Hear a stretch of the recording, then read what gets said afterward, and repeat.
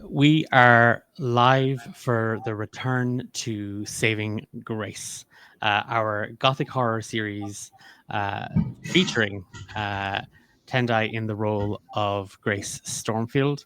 And before we kick off the very first session, um, I Tendai, welcome back. So thrilled to have you back in the seat.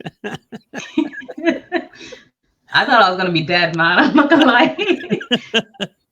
I feel like I feel like a bad friend whenever I message you and I'm like, hey, you wanna play Grace again? It always Like, torture me yeah, more. yeah. Do you want me to hurt your feelings? I Always yes. um absolutely loved what you brought to Grace in the very first season. And if you are checking us out for the first time, the all of the first season can be watched back over on our YouTube channel, and you'll see Tendai as Grace in some precarious, terrifying, and heart wrenching scenes.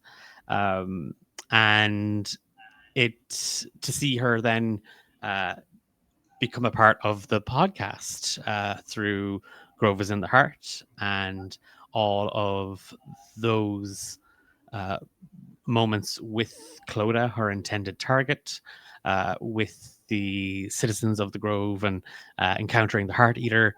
I am just stoked to see um, what. I mean, I know what I have in store, but I don't know how, and I just don't know what you are going to do with it, and then what the others are going to make of it. But either way, I just wanted to start the first episode with just a thank you. Well, thank you to all the cast, but to Tendai, who seems to give me permission to uh, do awful stuff in terms of storytelling and horror. So, thank you, T. You're very welcome. Like, horror is literally my bread and butter. That's my, like, horror movies are my comfort movies. So playing in this sort of scenario where I'm under some emotional duress, I suppose, it's great. Like, I love it. I really enjoy it. And like, I genuinely thought I was gonna be dead by the end of season one. I did not expect to be surviving. So I'm delighted to be back, and I know that I'm every game I'm pushing my luck. So let's do it. I will start. We're gonna jump into the session in a moment, but a very quick preface about Saving Grace. Again, if this is your first time, or if things have shifted for you slightly in the last few months, Saving Grace is a gothic horror inspired series. So drawing heavily from the works of Mary Shelley, moving into the likes of Bram Stoker, even a little Eldritch Nightmare uh, shenanigans as well. So uh, it does contain themes around psychological horror, trauma, and there may even be some bloody or visceral, even gory descriptions at times, depending on what happens. So that is just a warning at the top of the show for our audience watching. It has been discussed with all the players. We have gone over lines and veils. And we will routinely check in with those lines and veils as well as the series progresses. But all of that has been kind of set with the cast, and we will be mindful of that going forward. So if it ever you start to feel a little unhope, awful to say, but if you start to feel a little upset, there's a big difference between kind of like the thrill of a horror and the this is actually having a bit of a turmoil. Do switch off, like you know. Again, I keep saying this when we live stream. You don't have to watch us, but if you do find any particular scene or descriptions upsetting or triggering, please just bop out and bop back in. That is, if you want. That is our warning. And then very quick to note. Um, you are.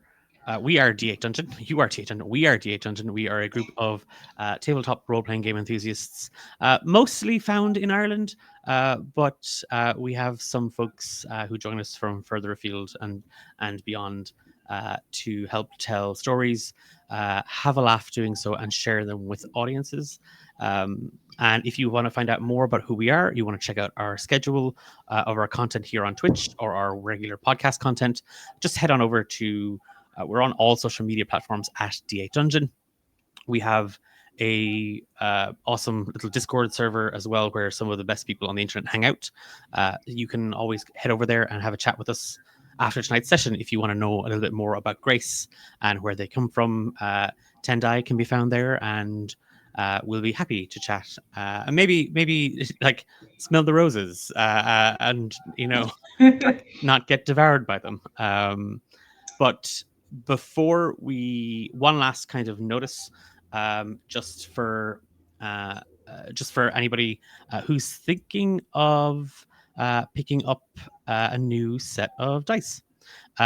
We have some really good friends over at Mystery Dice Goblin, purveyors and a UK-based store in all things TTRPG goodies and accessories, but they specialize in mystery dice and blind bags. So if you are in the market for some new dice, then if you use the code D8 at checkout, you get 15% off your order.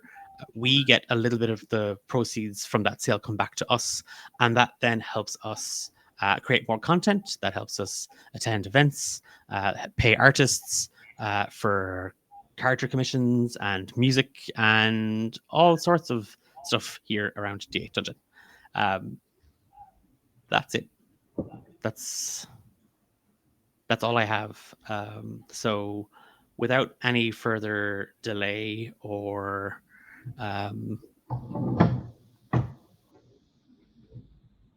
filler, let's begin. Ooh. Oh, I'm nervous now.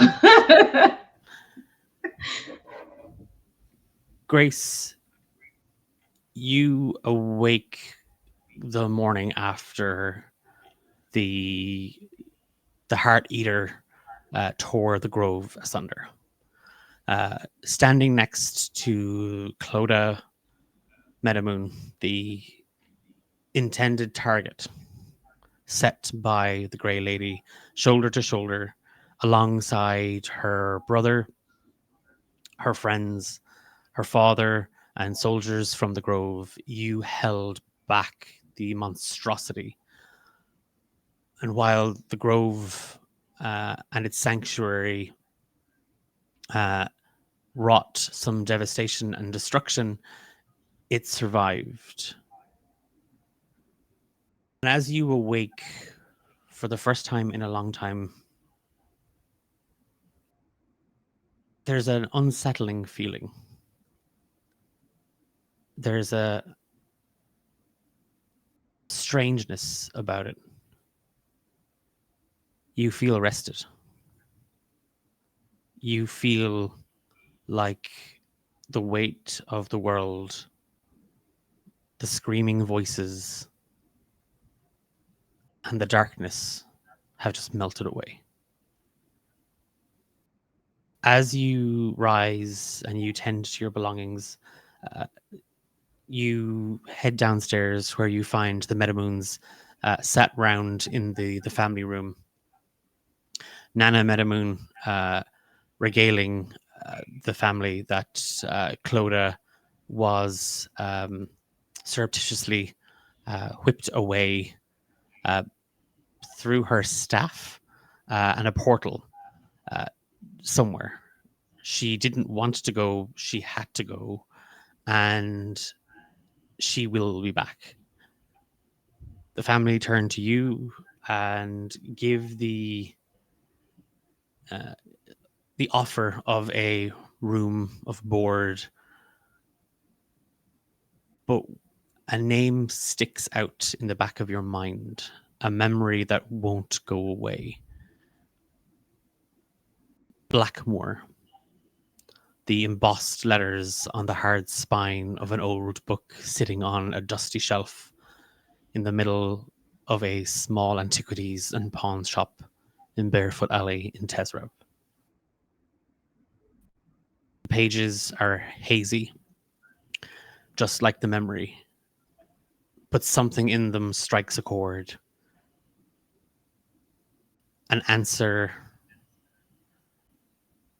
a quest. Your life has not been your own for so many years.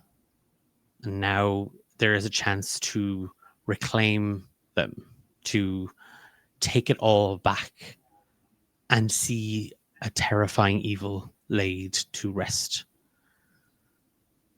With provisions, your weapons, and enough appleberry, blueberry, cinnamon scones to weigh you down, you set out from the grove.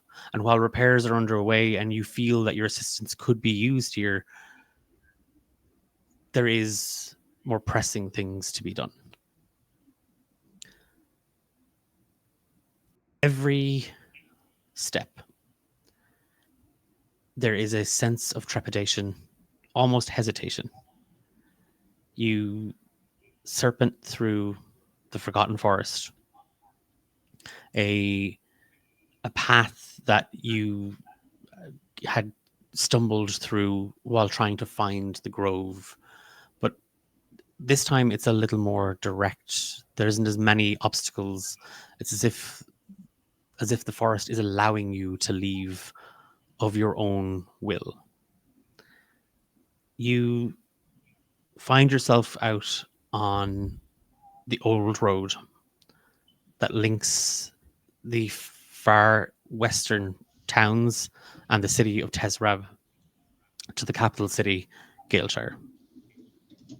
Heading due west, you set out on foot on a journey that will take many days. A journey that fills you with fear and a longing sense of anxiety that somewhere something is waiting, somewhere the corner of your eye, the back of your mind, around a corner, under a rock, wherever you see a shadow, something waits. But nothing happens. Each day and night passes wholly uneventful. You pass the odd merchant. You pass the odd cart moving in and out of fields towards some of the smaller little hamlets, small villages. And after 4 days in the distance, you can see the glistening waters of Tesrev and Lake Capulet, partially frozen over. The winter months have settled in, and while you don't mind the cold and it hasn't hampered or hindered your journey, you kind of wish that the air was warmer, that the sky was a little brighter. But nevertheless, it is peaceful. And an ease and a calm begin to settle in. And as you round the cusp of a small hill, there in the distance, you can make out the Quill, the large tower in the center of the city that almost seems to salute welcomers. You see Tesrev. You see home. And a wave of nostalgia washes over you. Takes a little while to make your way into the city. Begins to... First, it feels like it might snow, but it's heavier. It's wetter. It's a slush that seems to bombard. And you watch as people move in off the streets, pulling shawl and shirt, scarf and hood that little bit tighter, that little bit closer around them. Most folk don't seem to bat an eyelid. The odd merchant, the odd tradesman does kind of holler out at you, but only to hawk their wares. Nobody seems to to recognize you. Where are you going?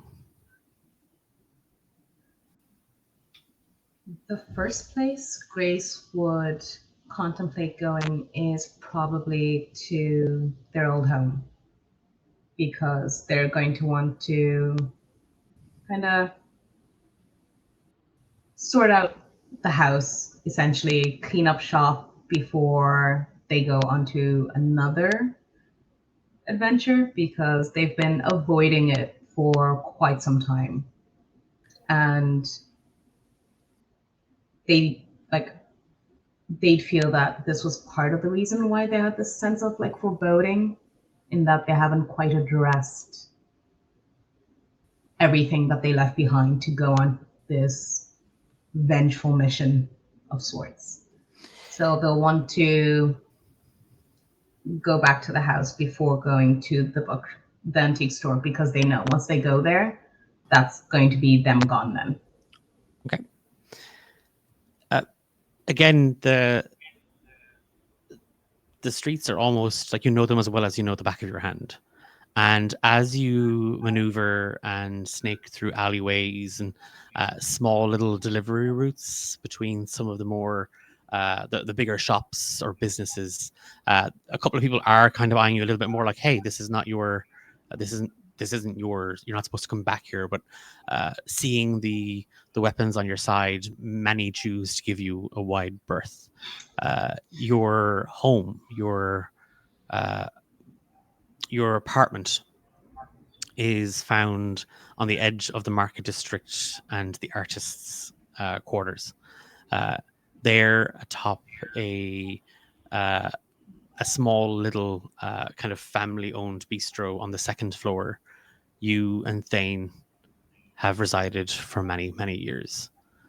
And as you search your person for the keys, you check your pack and everything,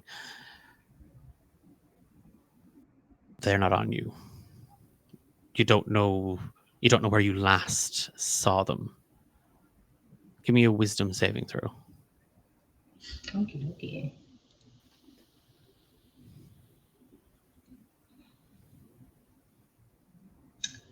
15. You hear Thane's voice.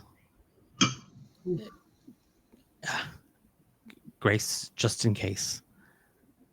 And you watch as his hand kind of just leans in over your shoulder, almost to the door, and then over slightly. There's an arch, and against the bricks, you watch as he casts mold earth, and one of the bricks comes loose, and he pops behind it a set of spare keys. It closes, and he casts mold earth again. You feel his presence against you. You feel the warmth of his body against yours, the pressure as he almost kind of leans on you, the smell of, it's like smoked oak and this sort of amber cologne that he would often wear fills your nostrils, and your hand finds the brick.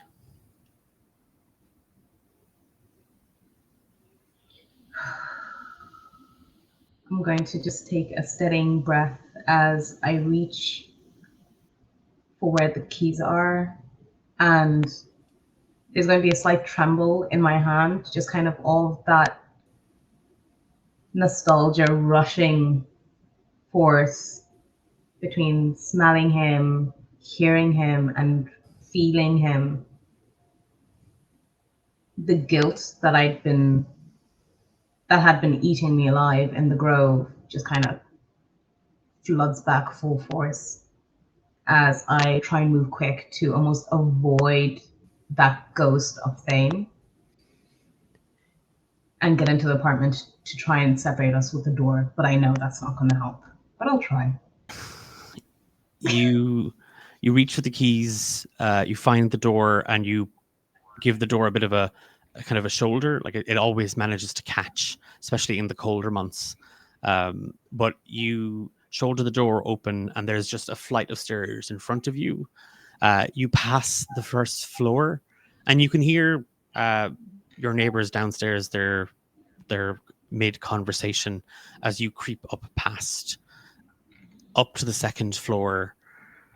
You see the stairs overhead are they lead up to the roof, and your eyes find your front door. Your name, Thane's name, just there on a small letterbox.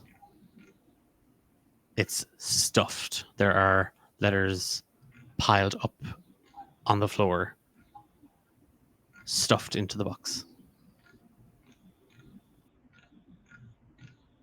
I'm going to gather all the letters, and once I have them all kind of like bundled in my arms, I'm just going to lightly touch our names before ducking into the door.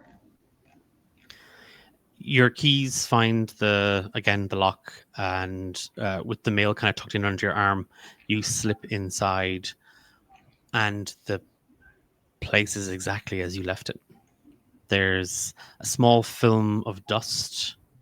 You had paid for a housekeeper to attend for a couple of weeks. That contract had well and truly passed, and now there is, like I said, that small blanket of dust on the surface of everything. You can feel a cold in the air, and there is that sort of musty smell that just sort of, it's sort of like stale air just lingering.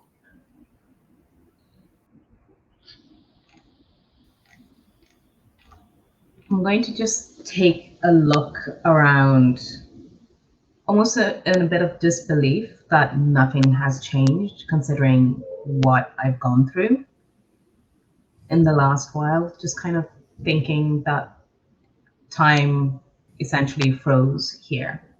It shouldn't look like this.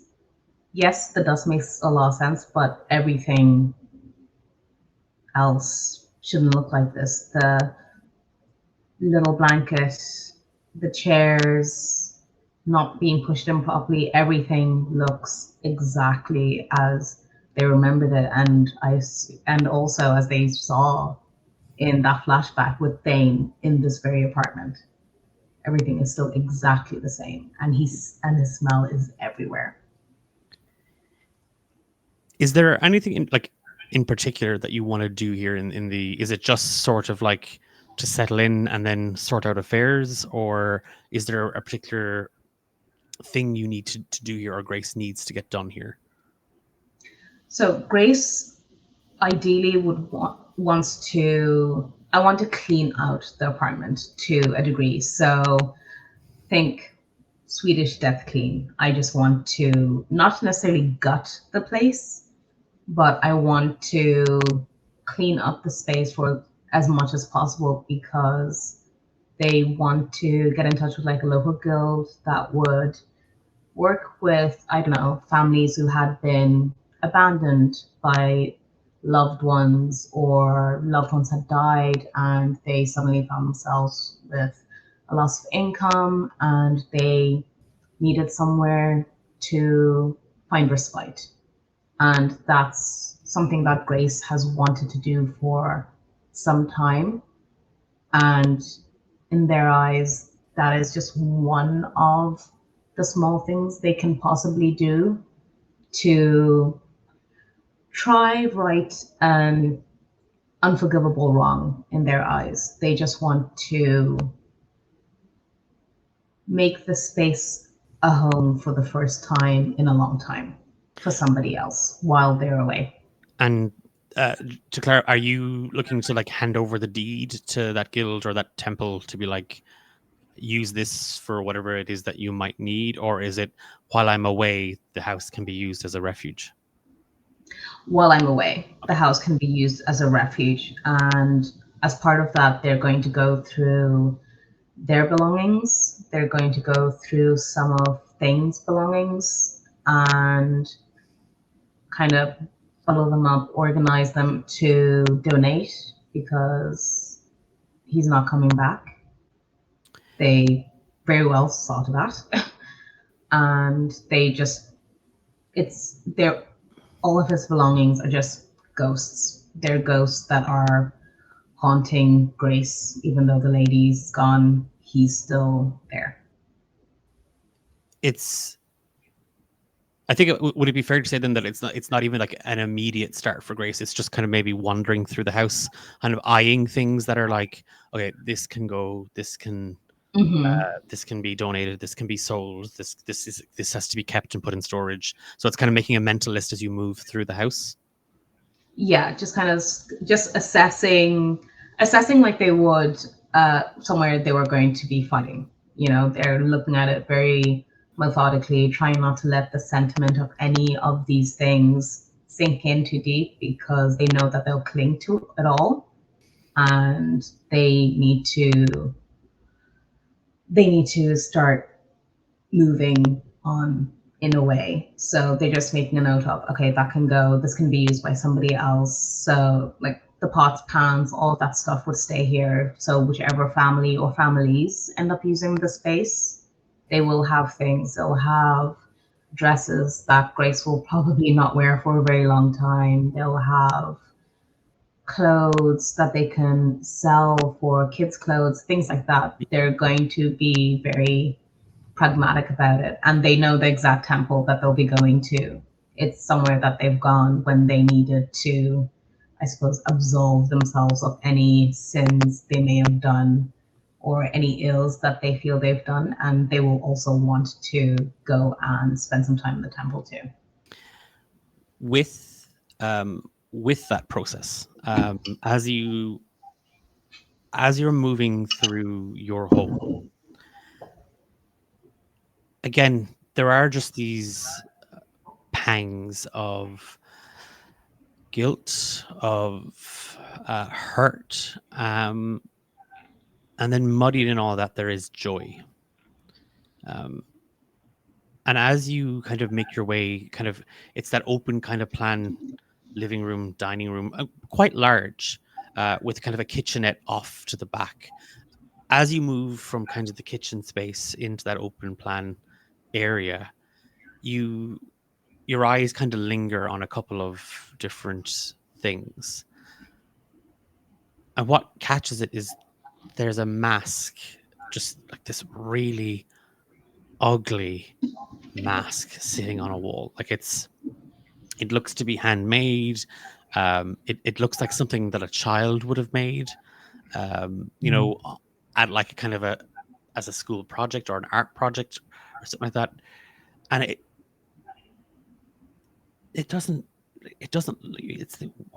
where is that from? What is that? Because you can't, the memory, I mean, it was always there, but like, why? Like now as you look at it, what everything else kind of begun to kind of catalog, why can't you remember what this mask is? And it's vaguely humanoid. It's slightly like the features are, it's like somebody grabbed the clay as it was half drying and just twisted like the nose a little bit and shifted the mouth and the chin and the jaw slightly askew, and one of the eyes is slightly elongated as if someone put a finger in the middle of it and drew it up. It's brightly painted. It's a piercingly white clay, but there are all these sort of almost marionette-like kind of drawings, painting makeup on it a little bit. Mm-hmm. It's hideous, but the memory, where it came from, you can't recall. The rest of the day is spent like that, organizing piles, things that are very much yours and need to be kind of put away. Everything from correspondence and missives, maps and charts, logs, all of these things that are prevalent to your work, to you and Thane's former line of work. The afternoon rolls into the evening rolls into late at night, and it's only then do you realize, as your eyes kind of shift, and there is that sort of strain from like staring too long in the dark at things up close, that you realize how much time has actually passed. And you feel a pang of hunger in your stomach. And there is just this gurgling sound, and it echoes around the hallway you find yourself in. Oh, I'm going to try and recall the last time I actually rested and ate since leaving the Grove, and it's probably going to dawn that I just kept trying to like move along as much as I could, and oh, there's no, there's nothing here that would be safe to eat. If there is anything, I should, I should go. Yeah, I should go and get something, but I'll bring some of this with me, and they're going to look back and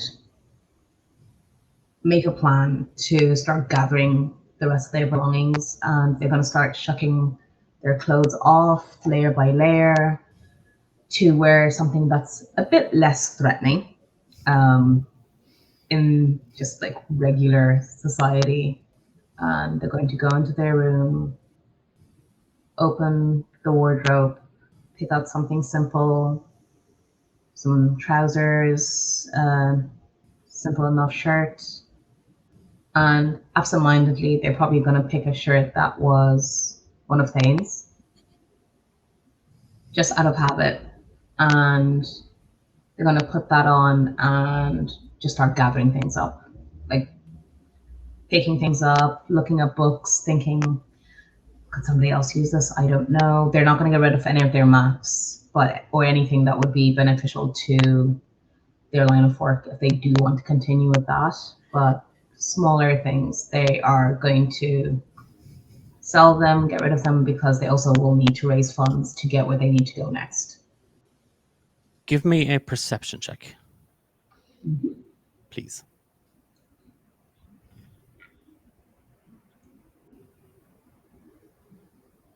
18.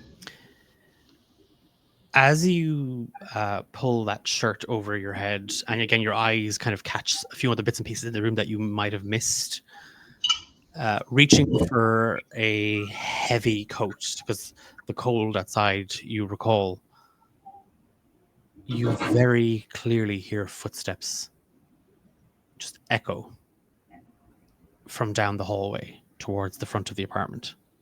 There was the creaking of boards.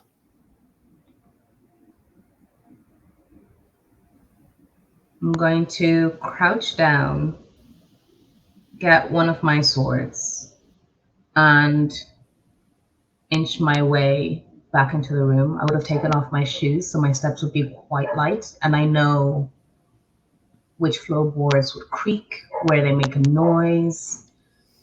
This is something that they would practice quite often to keep their skills up between jobs. And I'm going to work my way to the door and just kind of duck behind it and keep an ear out for that sound to see if somebody is going to try to enter the space. As you tiptoe, almost sort of cat-like, towards the front entrance, the doorway, your hand on the hilt of your blade, you can see under the door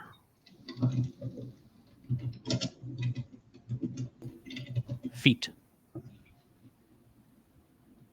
Well, at first you're like, there's somebody there, there's something moving. You see them actually move back and forth, blocking the light a little.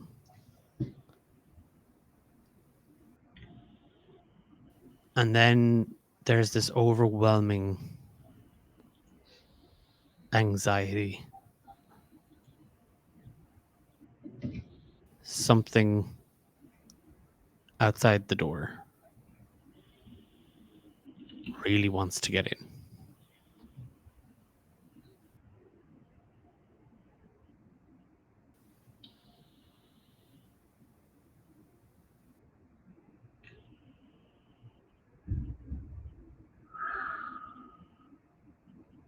The handle on the door Right. rattles.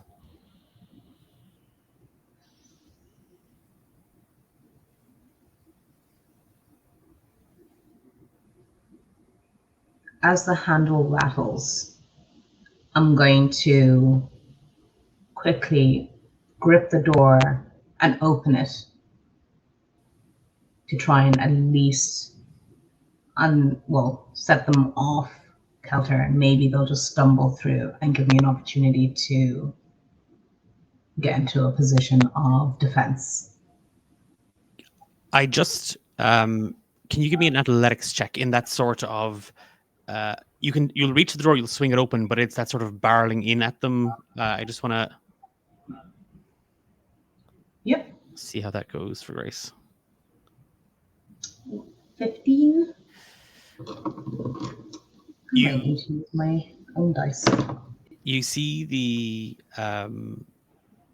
brass handle of the door and the inlaid wood just shake and rattle, the sound it makes. You see the footsteps shuffle.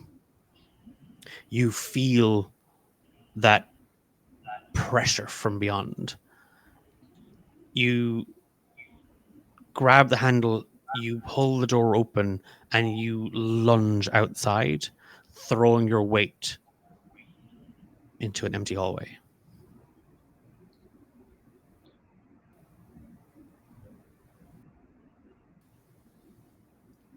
I'm going to look around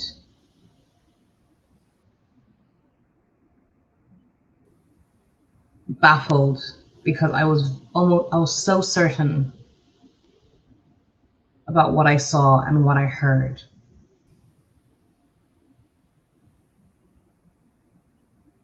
And step back slowly into the apartment and put my palm on the door as I close it. But I'm going to look around to see if I don't know what I'm looking for. I've never really been caught unawares in this way in my own apartment before. As you step backwards into the apartment, you keeping an eye out for, like, is there somebody else? Kind of, are they upstairs? Do they head for the roof? Your head, your chin tilting upwards, your ear cocked for any sounds coming from below.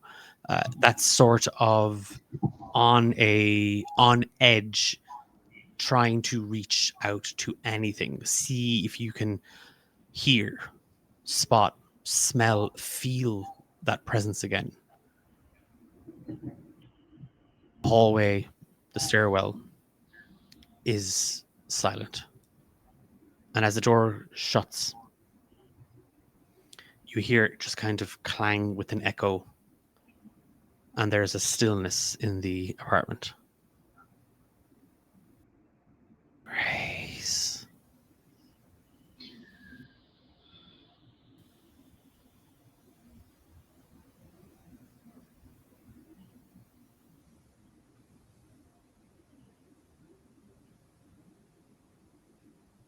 I'm going to put my back to the door.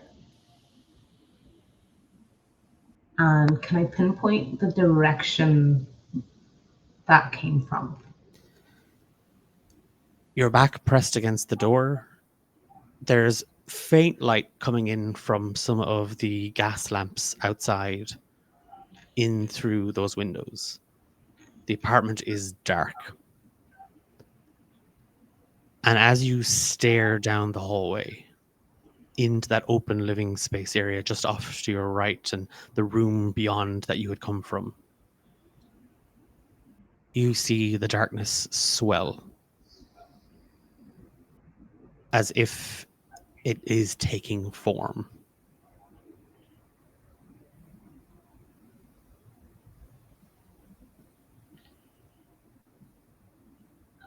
No, no, this. I thought. I thought you.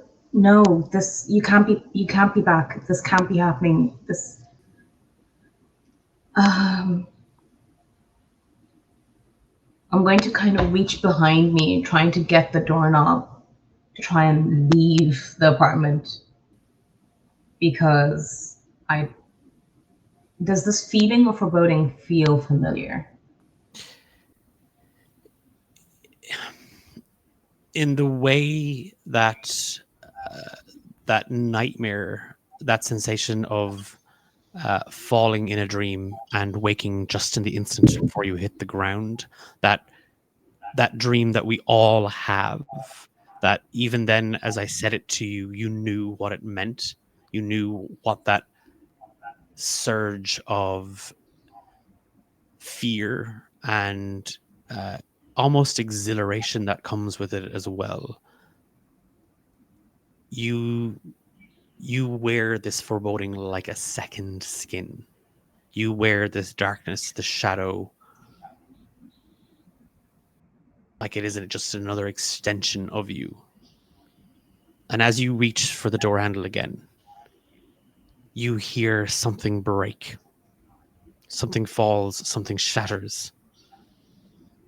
And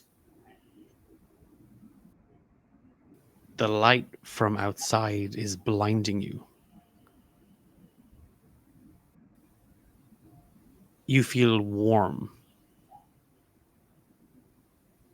You hear the rustling of blankets, the soft plush of a pillow under your head.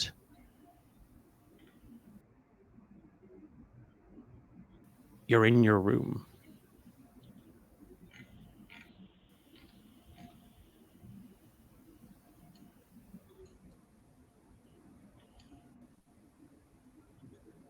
Um,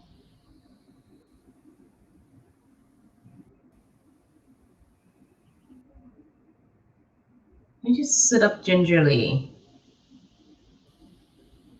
and just kind of look around me because I'm not gonna. I wasn't here, but also that feeling was very real.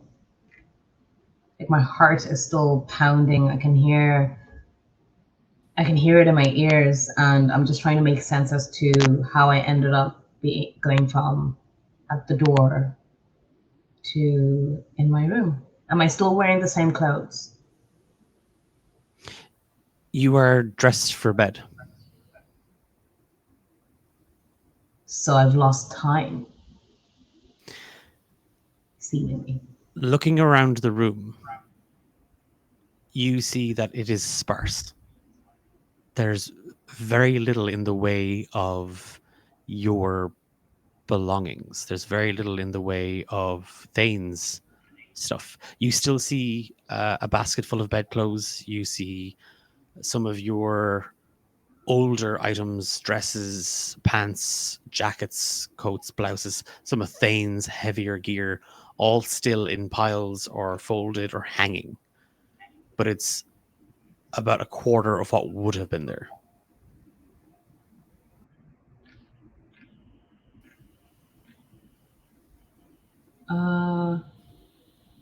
I'm going to get up and venture into the rest of the apartment. Take 1 slashing damage as you step out of the bed.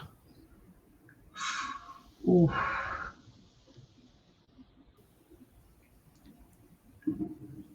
Okay. Your foot catches and there is a sharp pain as you feel the warmth of blood just on the flat of your foot.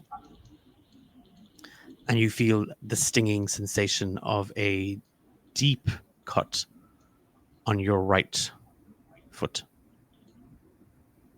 There are broken shards of glass on the ground, and there's a picture frame lying face down.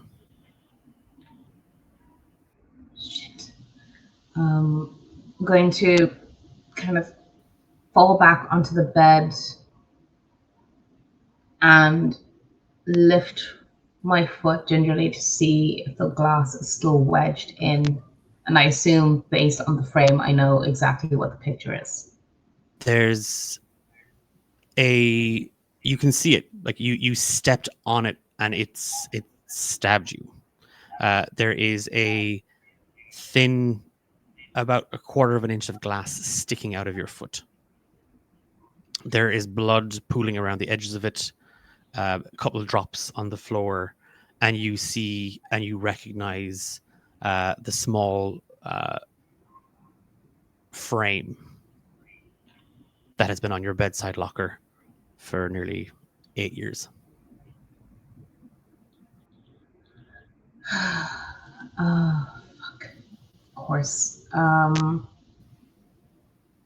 going to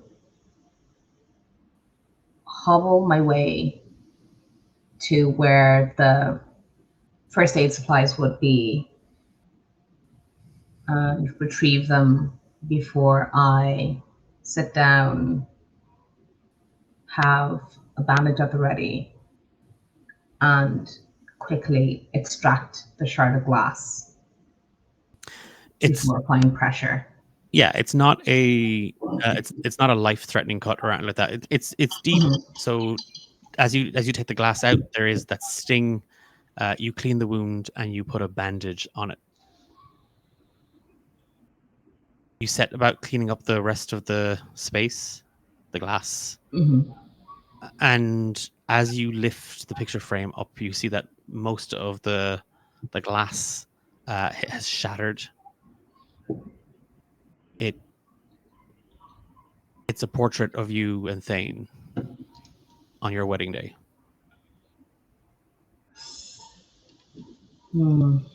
The piece has been damaged. Where? Give me an investigation check. Okay.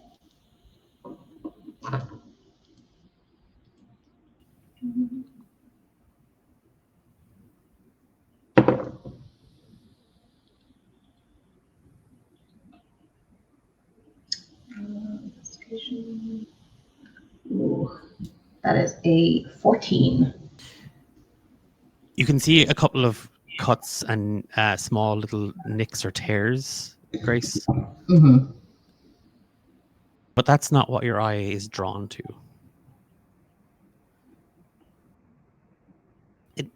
It looks as if maybe it's a drop of blood, maybe it's a little dot, or maybe it's a little water. But as you bring the picture a little closer, you see Thane standing, and he wouldn't wear a suit.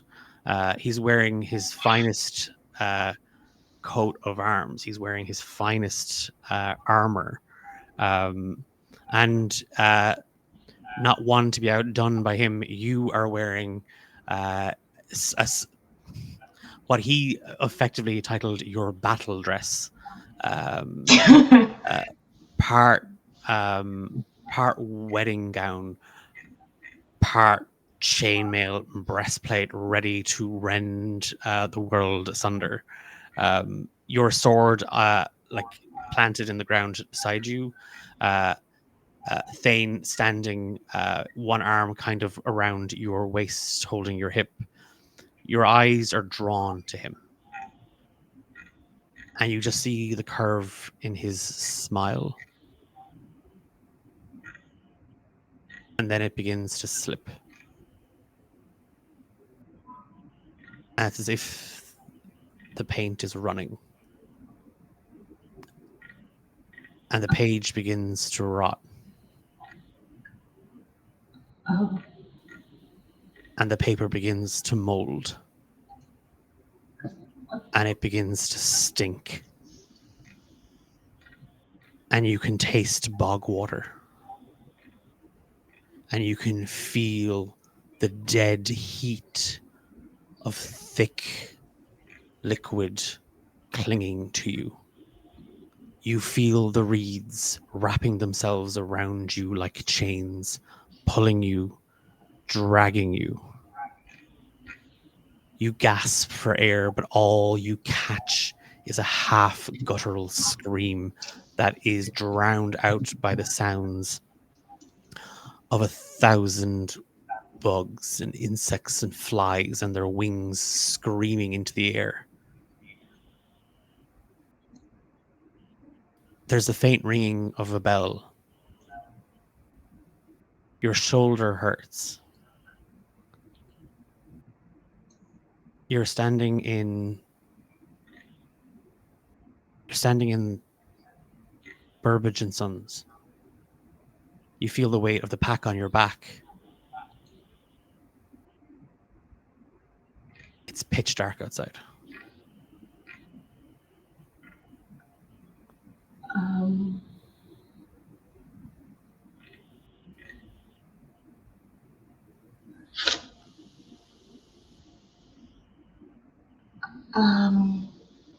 I'm just gonna do a body scan to see if I can feel the residual pain from stepping on the glass, because I've never lost time like this before.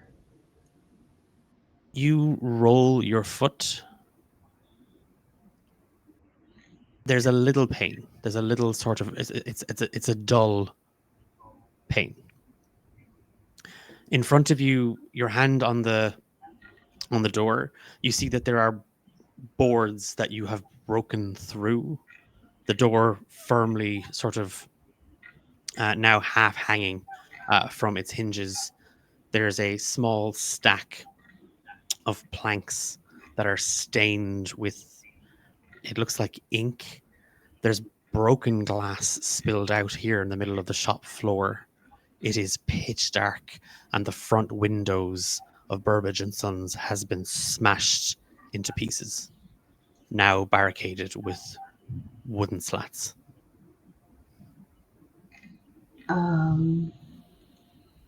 Is there any glass on my clothes?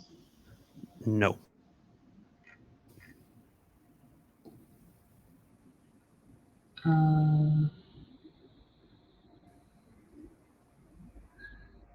I'm going to go and look for that book as quickly as possible.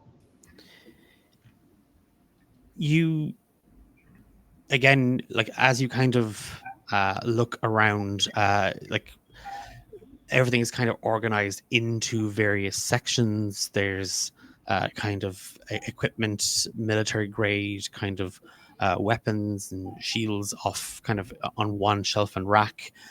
There's a whole kind of open kind of display case with various kind of rings and jewelry.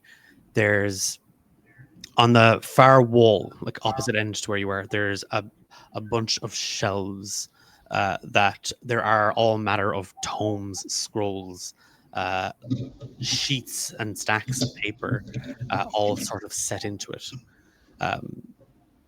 They do not seem to be organized in any sort of like system. They just seem to be kind of stuck into different places. Give me a investigation check. Okay.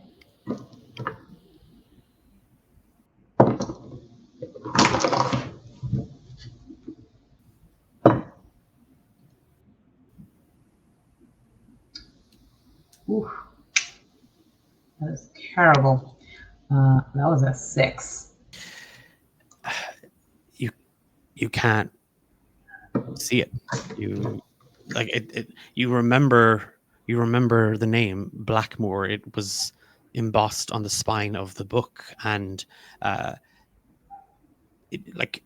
isn't any sort of rhyme or reason to this layout. There's no structure to how these books or these papers have been organized, and that sort of frantic searching is now sort of, books are fall as you kind of go to pull, books are just falling to the wayside. You can't see it, Grace. Oh, fuck.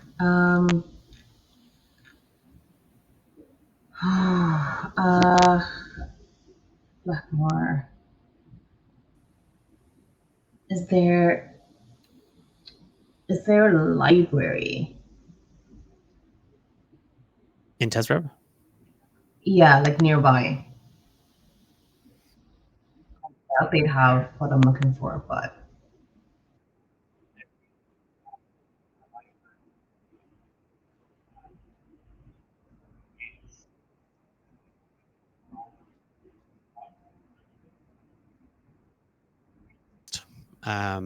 It's well past midnight.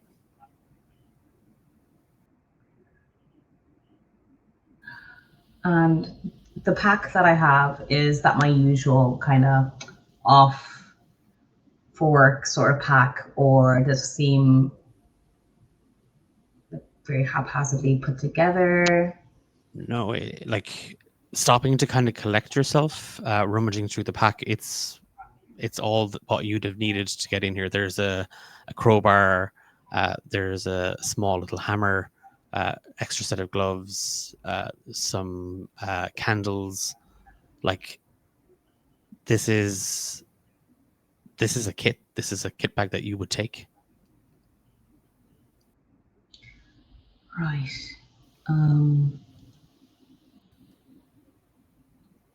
Okay.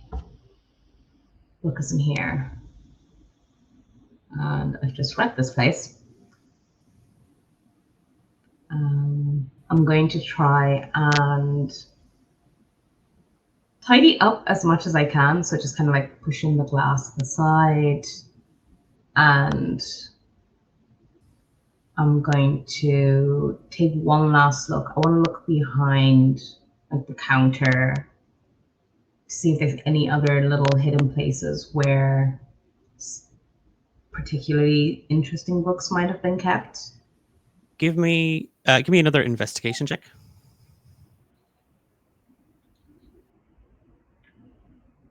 I don't know which is doing me better, rolling virtually or not. Oh my god. Oh, that was a 7.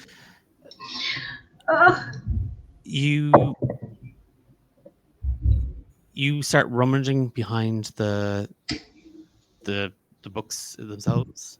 Sorry, you go behind the counter, you start rummaging through kind of what might be here. Is there anything kind of useful?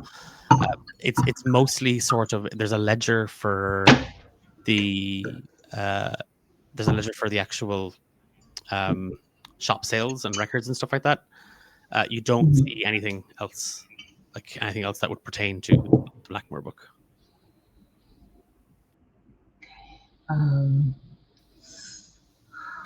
Who else would know or would have some weird vats of obscure knowledge in Tezrab? In terms of this sort of monsters and that kind of like that folklore and that kind of stuff. Yeah, or who might have an idea about like family names, family estate histories, things along those lines. So like the only person I think of is maybe an archivist, maybe a librarian, but since the library is closed, I know where any librarians live. A thought occurs to you. A name. Thane would know.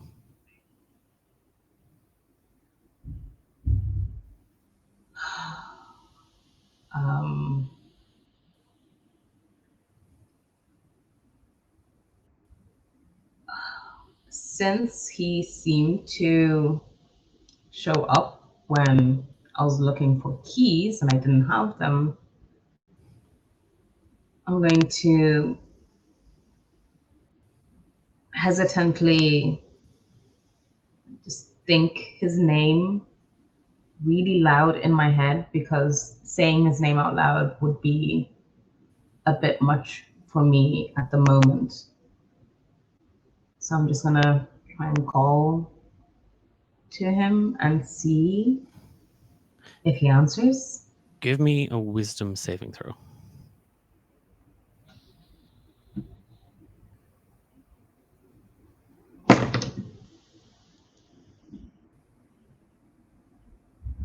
Oh my god, these rolls. Criminal. 5. I'm changing my dice.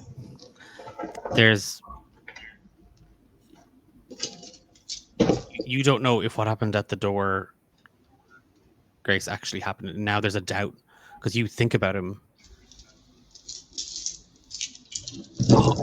Part of you may be hoping he appears, he whispers the answer, he tells you something. But as you stand alone in the dark shop of Burbage and Sons, you stand alone. Okay.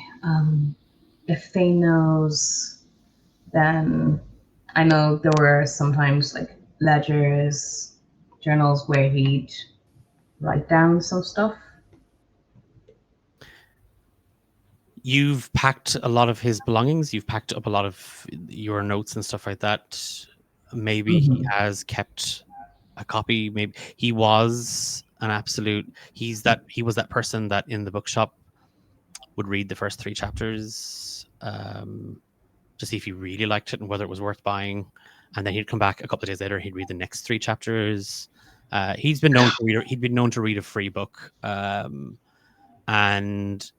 maybe if Thane knows, then maybe there's something in his work, some clue as to that name, where it comes from. With nothing else to go on, grabbing your pack and your belongings, you head out the door of the shop, ducking under 1 or 2 of the higher boards that have been blocking the doorway, slipping past out into Barefoot Alley. There's a faint glow just down the road from a gas lamp, and it barely illuminates the window in front of you. And you see boarded up, painted across the boards, King Killer, Murderer, Hang the Bitch.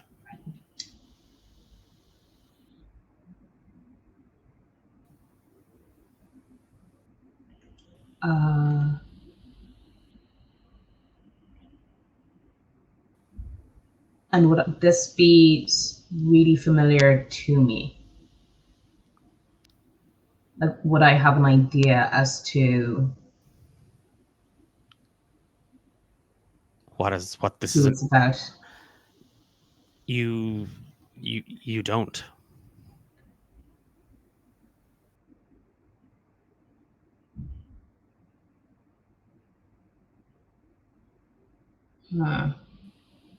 And where did you say this was again? Burbage and Sons. Burbage and Sons. The Would I know the owner lives? Quillo Burbage. This is where he and his sister Fia Burbage reside and work from.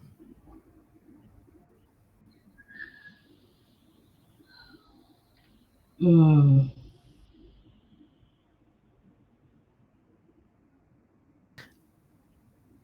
as that thought occurs to you, and you remember the encounter with Quillo in the Grove, in the Forgotten Sanctum, you, pulling your hood up around you as kind of a cold fog has rolled in from the lake, head back towards the market district around the corner from where you live. Give me a perception check. Okay. That's better. That is a 19. You head under the archway that sort of marks the beginning of Barefoot Alley out into the open market square. And for a moment, there is a sense of somebody watching you. The square is empty. And over your shoulder, standing in the archway, you see a figure, all in dark.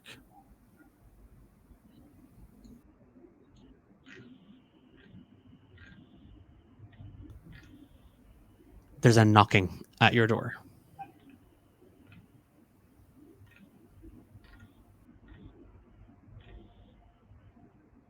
I'm gonna kind of startle, I suppose, into my own self. Am I in my bed? Am I? You are lying on the couch. There are papers everywhere, journals open, maps, all of them things spilled out across the floor. And again, there's a knock on the door. I'm coming. I'm going to just kind of get up from the couch and try and make sure that I don't destroy any of the papers as I step over them and head to the door. Who is it?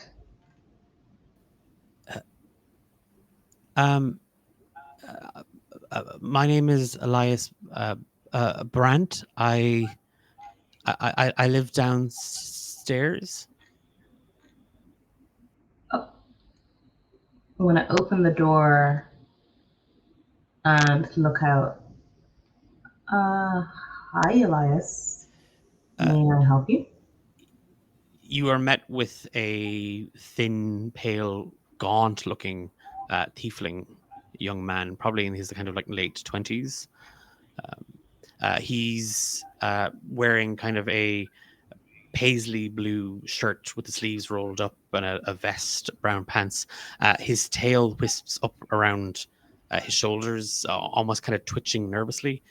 He's holding a parcel in his hands, and there's an envelope tied around it. I'm so, and you can see him kind of half peering in that way that neighbors tend to kind of want to get a look in. I'm very sorry to disturb you.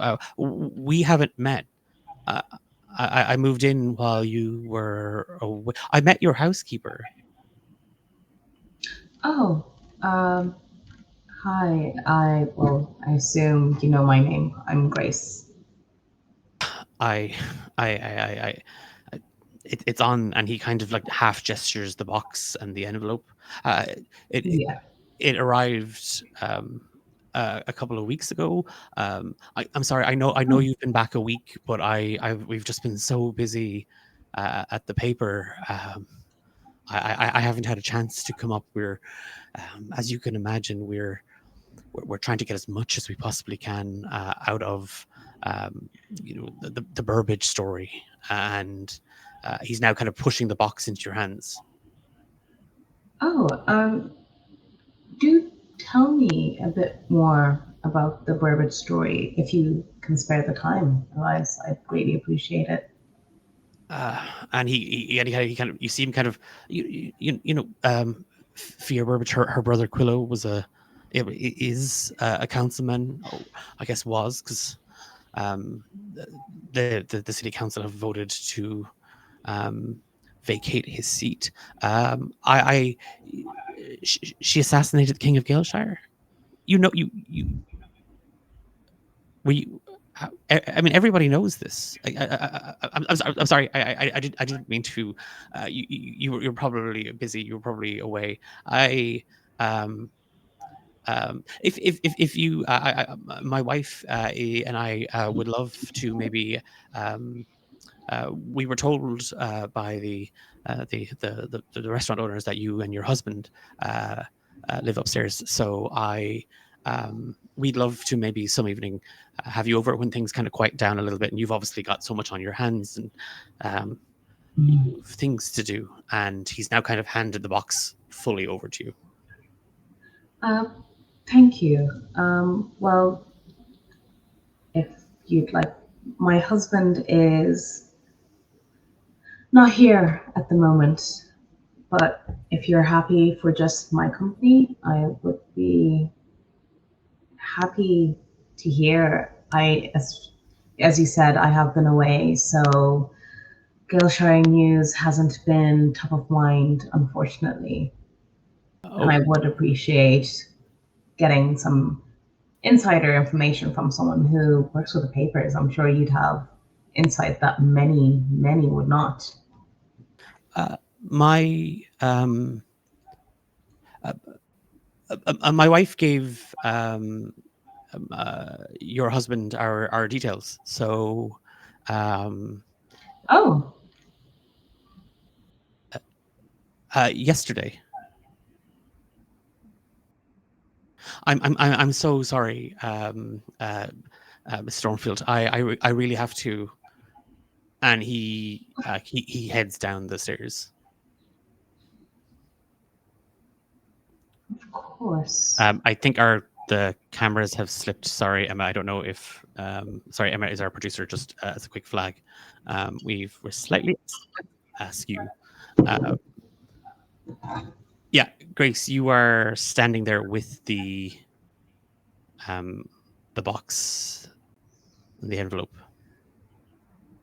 He said Bane yesterday, and I've been back a week. Does it feel like a week to Grace? Probably not with all the missing time. It feels like it's only been it's been less than a day. Right. In the way of like what you're as you claw on memories, it's that thing of I came home, I woke up, I was in the shop, and now I'm here. You don't feel, I mean, your head is spinning, but you don't feel tired. You don't feel exhausted. Time must be passing, but it doesn't make any sense because you only have these shots of it.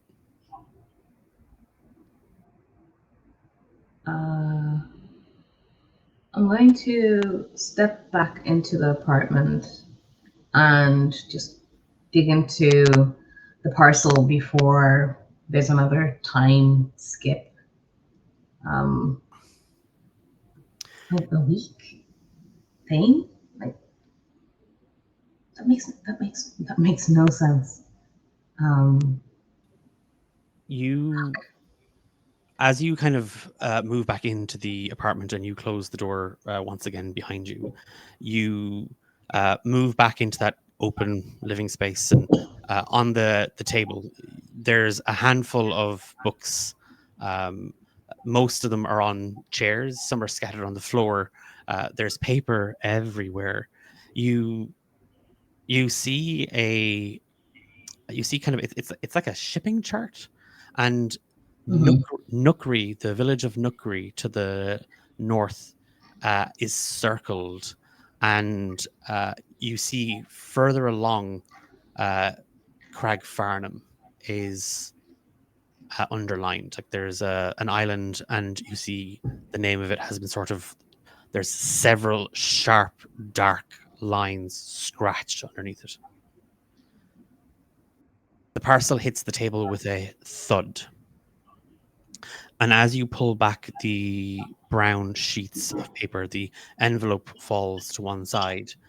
There's a rattling sound. There are, as the layers of paper are pulled away, you hear the clinking of chains. And you see the top, the dark black oak top, and the scorched obsidian latches of a trunk about the size of like a hat box. It is bound in chains, and there are these really strange ruins that you've never seen before, all etched into it. Give me an Arcana check.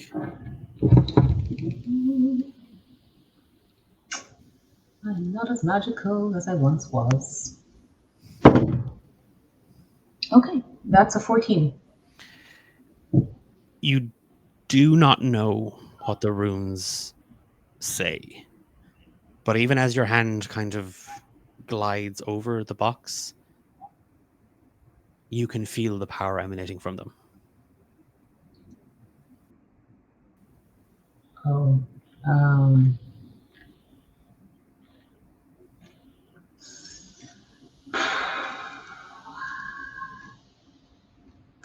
do these runes seem familiar in any shape, way, or form? None. You've never seen None this. whatsoever.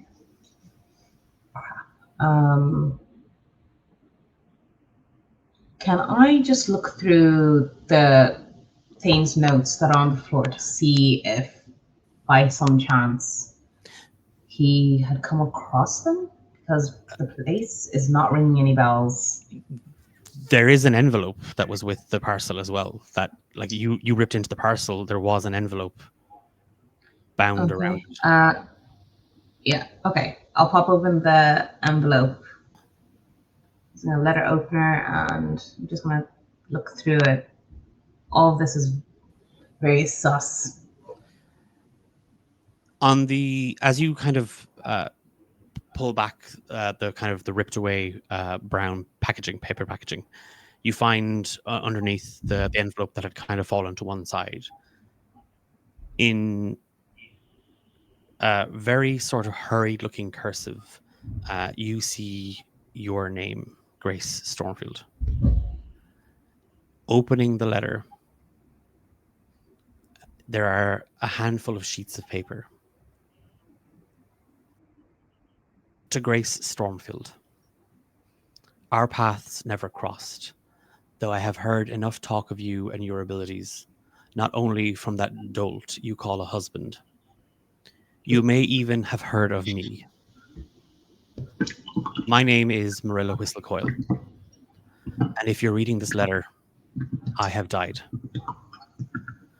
I doubt you bothered to attend the funeral. No matter. I need a favor. Yes, even from beyond the grave, enclosed with this letter, you'll find something dangerous. Something I entrust you with. I have wrapped it in enough runes and locks to keep it safe, but it's not foolproof. You'll need to be very careful with this, Grace. I know you're clever, more than capable of cracking these protections.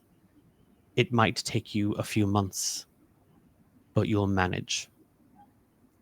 Once you do, your task is simple. Destroy what you find inside. The object is called a shard. I've encountered several in my life, experimented with them, tried to understand their nature. But this one is not like the others. This one is different. There's something wrong with it, Grace.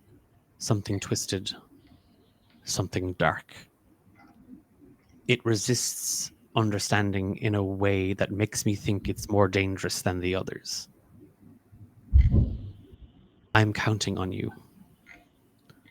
Don't mess with it. Don't even touch it unless you absolutely have to. I cannot stress this enough to you. Find a way to destroy it, and do it fast. I had considered sending this to Thane, to even Nathaniel and his friends. But it is the worst kept secret in Tezreb that Grace Stormfield is the real brains behind all of his operations. So here you are, my only real hope of getting this done. You have always had a knack for being around when things went to hell. I figure you have the best shot at handling this mess before it gets any worse. When it's over, and when you eventually join me on the other side, maybe we can raise a glass. Yours, dead and gone, Marilla J. Whistlecoil. P.S. Don't tell anyone you have this fucking thing.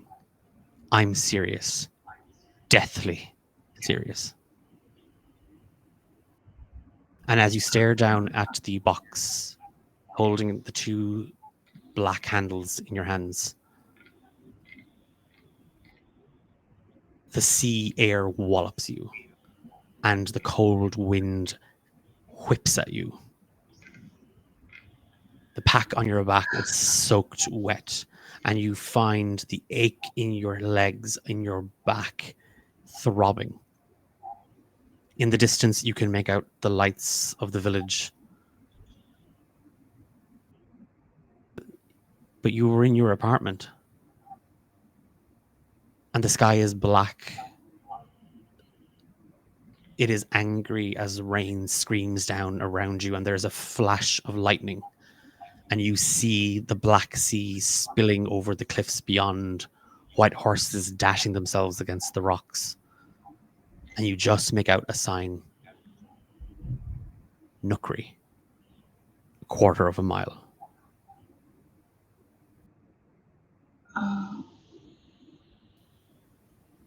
And we're going to take a break there. Talk about whiplash. Welcome back. I'm so confused on what's happening. We're going to be back in about 10 minutes. So remember to grab a drink, have a stretch, go for a bio break, go for a smoke if you smoke, and we will see you in 10 minutes.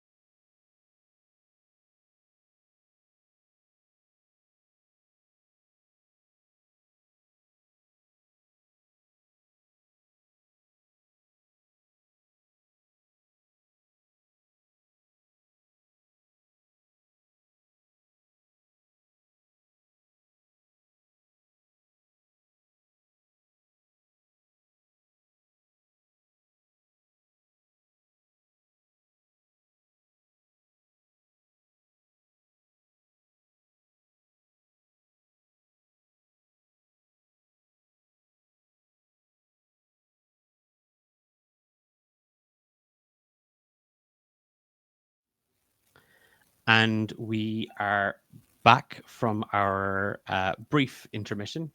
So hopefully you have had a chance to catch your breath, get up, take a stretch in.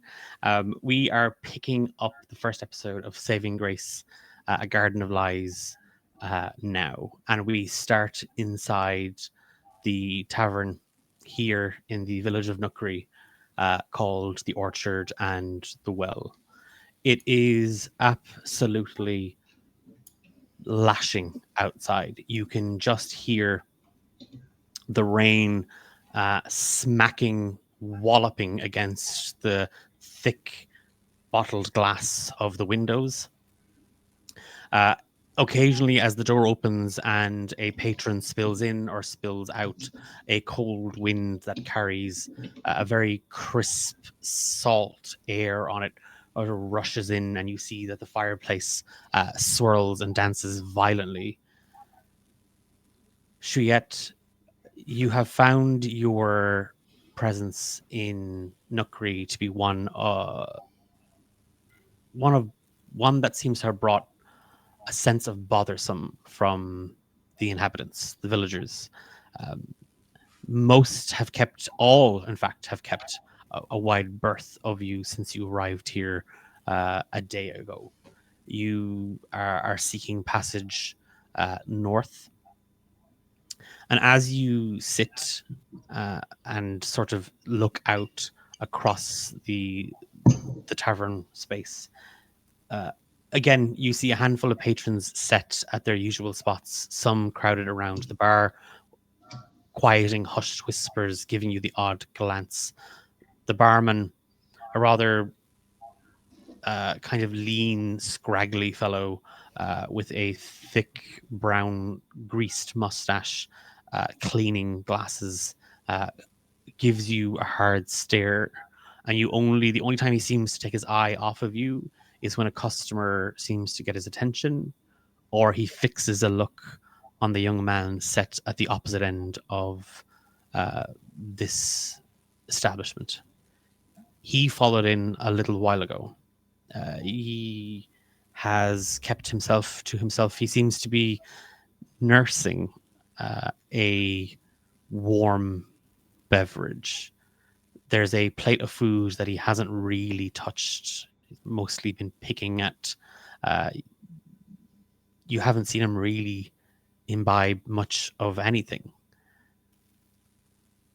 As you look around and you take your space in, you catch your uh, you catch your reflection in a small plate affixed one of the posts. What what do we see? So Shuya has kind of liked to not be noticed. So the fact that somebody is looking at him is making him quite uncomfortable. So he has a large hood over his kind of gaunt face. So he's just going to pull that down a little bit lower, and look down at the table to avoid any sort of eye contact. So you can see sort of his hands as he's writing in a notebook. They're covered in mud and dirt and stuff. His clothes are shabby and dark, just to blend in. Like I said, he tries to be avoided. He doesn't want to be noticed. He's tall enough, but sorry, that's my dog. Hello, and yeah, just like I said, this shabby cloak over very dark clothes, and big boots as well that are caked in mud. As as you it's that thing of like, if I make myself smaller, if I sink a little deeper into myself, they won't notice, they won't look. Uh, there's a thud on the round table that you have kind of fixed yourself at, as a large wooden mug uh, is dropped with a very pronounced plop. Your warm ginger. Anything else? No. And they turn. You sit watching, and again, there is a rather spicy smell that catches in your nose. You can smell the ginger, but beneath it, you can smell the fermentation. You can smell uh, the rot or the decay that lingers beneath it. This isn't beer. This is probably closer to something like almost like kind of a kombucha, like a kind of a fermented tea that has a strong, earthy, spicy ginger kick to it. And you can just see kind of a small little ribbon of steam wafting up from the top of the mug. Again, the barman kind of returns back to his countertop, and he has kind of fully turned his body away from you. He's just kind of like he's now lost in conversation with a couple of people at the bar.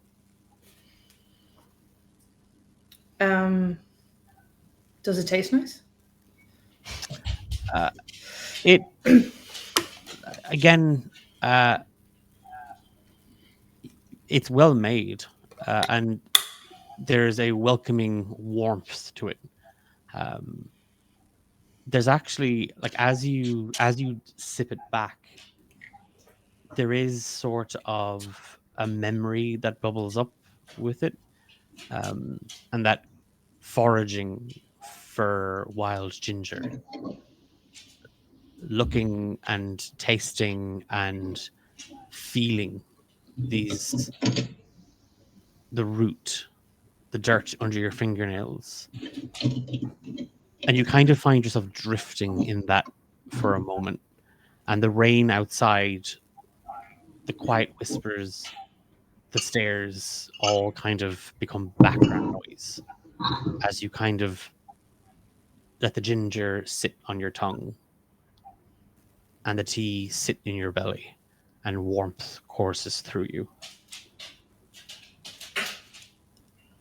Xander, you got to Nookri only a couple of hours ago. Mhm. You have found a cold shoulder in many of the locals. The local shop refused to sell you anything. You are a stranger here in this place, and as you stare down at the plate of food, untouched, the drink unsipped, there's a dryness in your throat that just sits there. You can feel the warmth of the fireplace, and you can feel the rain and the wet in your clothes. It's now warm. It's still wet, and you can feel it clinging to your skin. You can feel it, but it doesn't bring any comfort. You arrived just as the storm broke and the waves started lashing. And as you kind of just stare down at a plate of kind of broken cheese and torn bread, there's kind of a grunt, almost certain that somebody has just kicked your chair. Will you actually order anything else, or is the food not to your liking? No, it's great. Thank you. I'm just maybe not particularly hungry.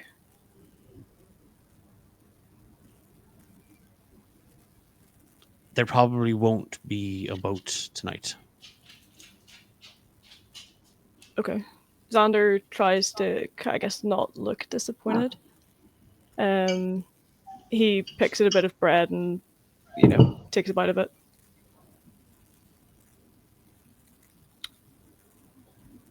When will the next boat be? Maybe tomorrow. Maybe a week. I see. Would you know anywhere that's got room and board? in Nookery. For you, no. Never mind. Probably best you finish that up then. I see. No problem. There's a give me a both of you give me perception checks, Shriet and Xander. Ooh, not the best. 12. Okay. So 19 for me. You hear the kind of the it's a conversation. It's louder than any of the whispers, Shriet, that it kind of pulls you back. And looking across again, you see that the barman has kind of maneuvered himself between the bar and the young man's table that you were looking at a little while ago. When Shuyet looks over Xander, what can you describe what Xander looks like? Yeah. I guess in contrast to Shiet being kind of muddy and dirty and scruffy looking, Xander is very well kept apart from being drenched from the storm. He is a half elf gentleman, probably in his late 20s, quite pale skin, pointed ears, and he is about shoulder length, dark hair that he has pulled into like a low ponytail with some of his hair out at the front. Green eyes. He's got these little like black obsidian glass sunglasses, even though it's quite, dark and muggy outside. I don't think the sun's shining. He's wearing like an off-white shirt with a cravat, this red-brown leather waistcoat, and a long dark leather trench coat. He also has a little very well-groomed small mustache. It's the first time I've given a character facial hair and I forget about it. As it is that thing of you are kind of like you're staring up at him. He's not towering over you, but he's definitely looming over the table a little bit, Xander. That you don't quite catch it, but you clearly hear kind of a low snicker coming from the group of men at the bar. Like on hearing the barman tell Xander the young man to leave in the middle of a storm, late into the night, they're having a chuckle to themselves.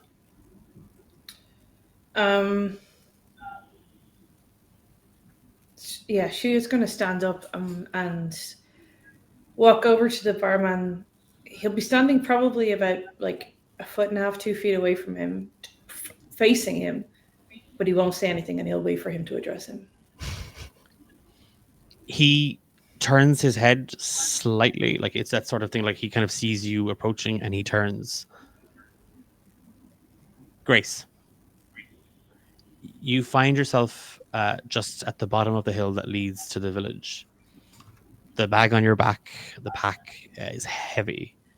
You feel the black handles of the case pressing in between your shoulders. You can feel the swords at your side. You feel the tiredness in your muscles. You feel the energy draining out of you. An all too familiar feeling has returned. But it seems to have worsened. It's not just stealing your dreams. It's stealing your time. You have flashes of memories, flashes of an hour, a half a night. All these blots, wet ink on dripping paper that don't fully feel real. And as your foot finds the frozen mud and you hitch yourself towards the village, you can see the lights in some of the low buildings. These perfectly pointed, perfectly symmetrical, quaint little wooden thatched buildings. You feel something wrap its fingers against yours and squeeze.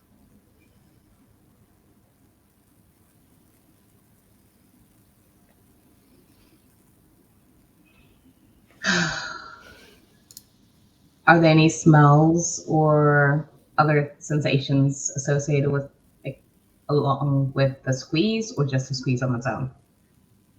As you are brought to your senses, and it's that thing of you go to turn, you feel the hand slip from yours and you smell blood.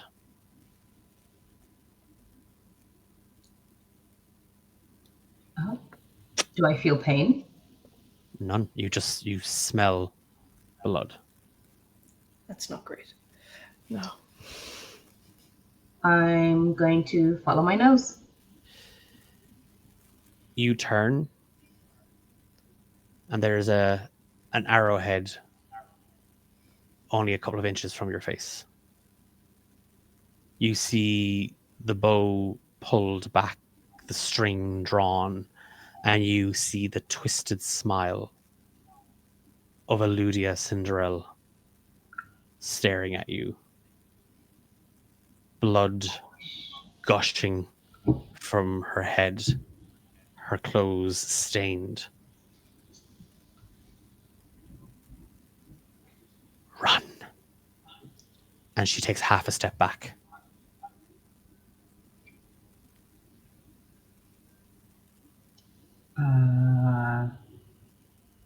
You gotta tell me twice. I'm gone. You turn, and you're running towards Nukri.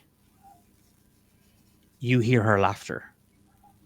You hear her chase behind you. You hear her footsteps wet against the muck and the mud. And then there is a swooping lash from your right side, almost catching you just in the. It's fast that it catches you, but it blindsides you almost, Grace. And there is just a flurry of black and navy feathers, a shine of armor that is caught in the diminished twinkling of light, and a small Ara Corcoran man buries himself into you as an arrow whizzes past and catches him in the back, and he falls forward. You feel the heat in your lungs. You feel your heart pounding in your chest. Run, Grace. Run.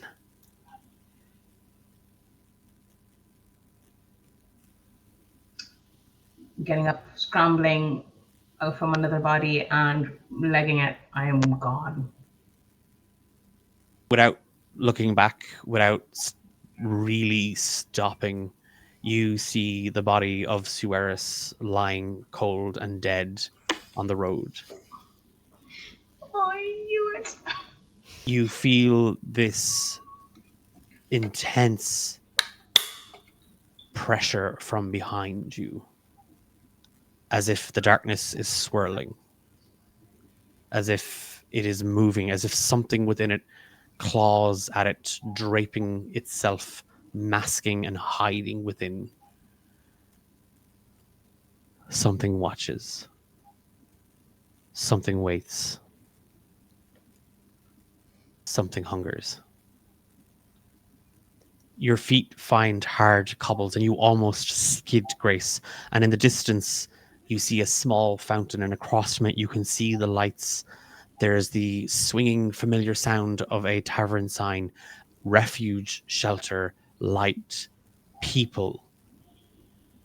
You spill inside the front door of the orchard and the well, almost crashing into a group of men standing close enough to the entrance and yet near enough to one of the small fireplaces that burns. Shuyet, Xander, you turn to see this woman drowned and covered in muck, trailing the cold, trailing the sea air, trailing the night sky in behind her. What does Grace look like? So Grace would be medium height, not super tall, not super short either, half elf. They would have their hair kind of braided back partially along the sides. The top is fairly loose. Their hair is a bit longer than they usually like to keep it. They haven't had time to do any of that, hence the braiding. They're brown in complexion, have striking eyes and striking features, a sharpness but also a softness to their features too. Their limbs are long, but you can tell that there's muscle underneath every single part of them. But they're not wiry. They're soft but strong, and they've got full lips, and their hair is just plastered all over their face at this point. They look a bit like a drowned rat, and they have a slightly crazed, like frantic look in their eyes. And you can tell that they're very unfamiliar with entering a place in such a state of dishevelment. Like their cloak is clung to them on one side. There's mud somehow all the way from their legs all up to their side of their face. And as they step in, they're going to scan and kind of right themselves. And you can see almost like this mask fall over their features. Where they look crazed before, they now look eerily serene. And they're going to look for a space to sit. No. No. You're not. This isn't. Get out. Out. And he's now looking down at you, Xander. Out. The lot of you. I'll take a quick swig from my mug and stand up, brush myself off, and kind of nod to the barkeep before making my leave. Out? Like, is this not a tavern? It is, but you're not welcome. None of you are. Get out. I assume Shuyet's still beside him, so is Yes. he talking to him as well? Yeah, it's that sort of like he's staring at Grace. He had been looking at Xander. He had seen you, Shuyet, and now that the three of you are kind of bundled close enough to the doorway, Grace kind of standing in it. He's ordering the three of you to leave. Shuyet's not going to react or address it. He's just going to say, "When's the boat?" Ask somebody who gives a shit. Who's that?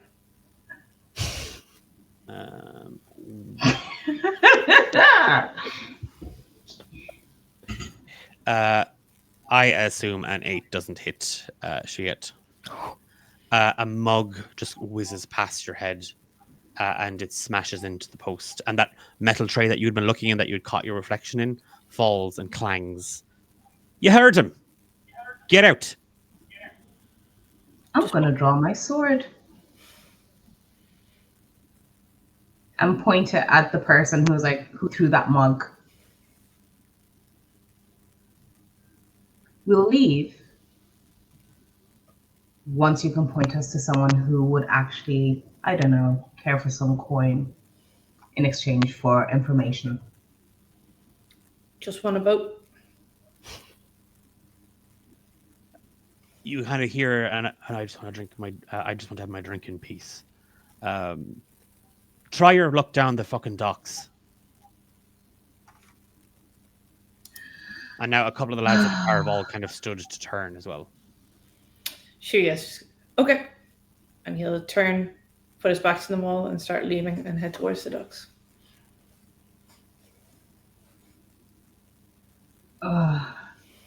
Not worth the fucking steam off my piss anyway. Grace is just going to fling the door open as hard as they possibly can in the hopes of damaging the door and not close it behind them. Xander jumps out of the way of the door as it like swings open because he's just standing where it would have been behind it.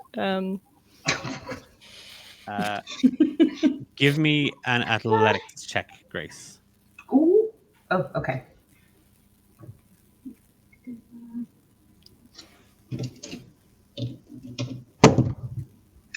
That was a nat 20. Let me get my modifier. Sorry, everything just crashed earlier on me. The door is gone. Please let the door be gone. Um, It's just flapping in the wind. Yeah. The door is now the boat. Shuyet, Yeah, we're just like sliding down the dock. you slip outside, and Xander, it is that thing is like as you almost turn to kind of take your coat off of a hook, you just see the woman that barged in only a moment ago has just she could have crushed you, like your hand. You kind of half step out of the way and you slip past as the door just wallops into a kind of one of those pillars, that heavy post, and there is an audible crack as the stained glass window just in the door has splintered. The design of a apple orchard and a stone well is just lost in it. There is just spider fractures the whole way throughout it. And Grace, as you turn on your heel, you feel a hand grab your shoulder. I need everybody to roll initiative. Bring it the fuck on. Also, yeah, that check with my modifier was 26. Dang. Okay, yeah, it's definitely in bits. That's a 5 from me. That's with a +3 initiative. Okay. Oh, wow. Yeah. That's a 19 from me, and I only have a +1. A respectable Fueled 15. by from me. rage. Okay, 15 for Xander. Okay. And it's a 15 for the patrons as well, but they only what's your dex modifier? +3. Okay, yeah, no, theirs is only a +1, so you'll go ahead of them. So initiative is Grace, Xander, the patrons, and the barman, and then Shuyet. Feel a little bit outnumbered, guys. We got this. What did we do? Grace, your action. Okie dokie. So, what do I want to do? Do I want to start throwing hands? Yeah, I won't use my weapon just yet. But I will, like, whoever is touching me, they're going to get it. I'm going to grab their wrist. And as I turn, I'm going to turn them as well. Twist their arm and push them into the rest of the people there. So Okay. to do that, would that count as is that grapple or arm strike? You're trying. I think you're trying to grapple him, really. Yeah. Like, are you? Yeah, will because shoving him, he could end up getting some damage. But I think the movement that you're talking about is like twisting the wrist behind his arm and shoving him back. We'll go with a kind of a grapple. So we'll go with kind of a contested. So I'm going to make a strength saving throw. You can make an athletics check. Yep. You are beating 13. That was another 26. And I will also be using my extra attack Okay. to attack twice on my turn. Okay. So you have him grappled, and now you want to literally kind of like almost like propel him like a Like a bowling ball, yes, into his little crew. make an unarmed strike against him at advantage because he's grappled. And Xander and Shuyet, it is that thing of you don't see it, but you heard the door slam back. You heard the breaking of the glass. What catches both of you is you hear the barman just shout, "Oi, you'll pay for that bitch." And at that moment, Grace you see this woman grab him by the wrist, twist him, almost like in sort of almost like kind of a dance, in under his arm, right up behind his back, jamming him into his shoulder. And what did you get on your unarmed strike? Oh, it was a 16. Yep, and your damage?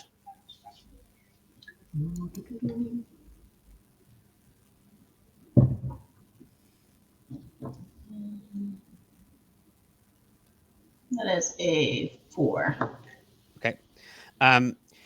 It's not so much that he goes spilling into the others because there's a bit of a distance between them, but he does go right into the table that Xander was sitting in and spills over it, and he doesn't get up as you've knocked him out. But Who's you do next? hear the scuffling of other chairs as a lot of the other patrons inside have gotten up and are coming towards the front door, Grace. Xander, it is your action. You hear the commotion from inside. You've definitely heard what sounds like a chair break. And Grace, I need you to give me a wisdom saving throw. Okay. So am I currently inside or just outside the tavern? Just outside, kind of Just outside. as you spin around. There's only about maybe 2 or 3 feet between you and Grace. You just saw your man spill back into the tavern. The door is not closing. The door is broken off its hinges. Can I take even a free action to just put my coat on? Yeah. Perfect. So Xander puts on his coat and he'll make his way kind of over to Grace and just kind of like, lean into them a bit. Maybe that's our cue to leave.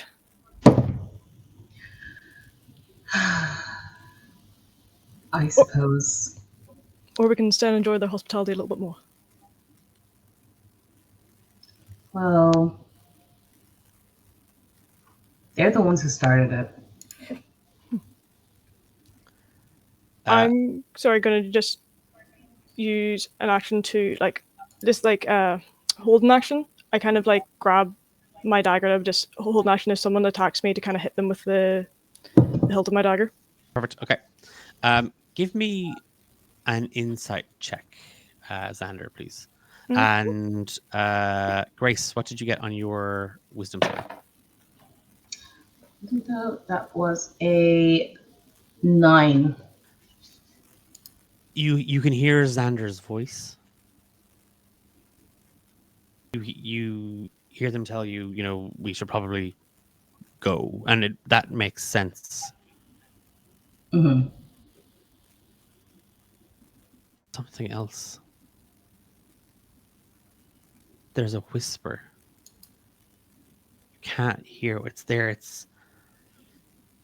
It's like when that song gets stuck in your head, but you don't know the melody and the name of it's on the tip of your tongue. You can hear this whisper. But nothing else comes to you.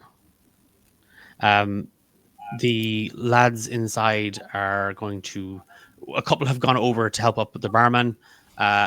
2 more are kind of standing in the doorway. Seeing the 3 of you standing there, Xander, with your hand on your daggers, one fella is holding kind of what looks to be like a kind of a cudgel. Another fella is holding the broken leg of a chair. Nice. They don't look particularly built for fighting. These lads look like they fight in bars when they have a little too much they've a little too much. Yeah. They're looking like they're kind of itching for a fight, but they haven't. They are also waiting to see if you'll take another punch. So they're holding their actions as well. That was a 17 on my insight check, by the way. As you kind of lean into Grace, there's something really wrong with this person. You do not know what it is, but every part of you, if you want to call it gut instinct, every primal drive tells you that there is something wrong with this woman, that there's something bad here. And it just it's the tension, it's the fight, but it's her. It all comes from her. He'll take a cautionary step back from her. It's almost like they kind of half step, still eyes on the two men at the bar, and it's one's a dwarven fellow, the other is half elf. Shuyet, you're standing probably a little further away, maybe closer to the road. You do know that down there's only one road in Nookri. It leads to the square, and then it keeps on down towards the docks. You know which direction to head. But you do see these two men standing there, and you watched as Grace sent the barman flying back in. He's going to keep going towards the dock. He's just going to turn around and ignore the entire situation. Give me a perception check. Okay.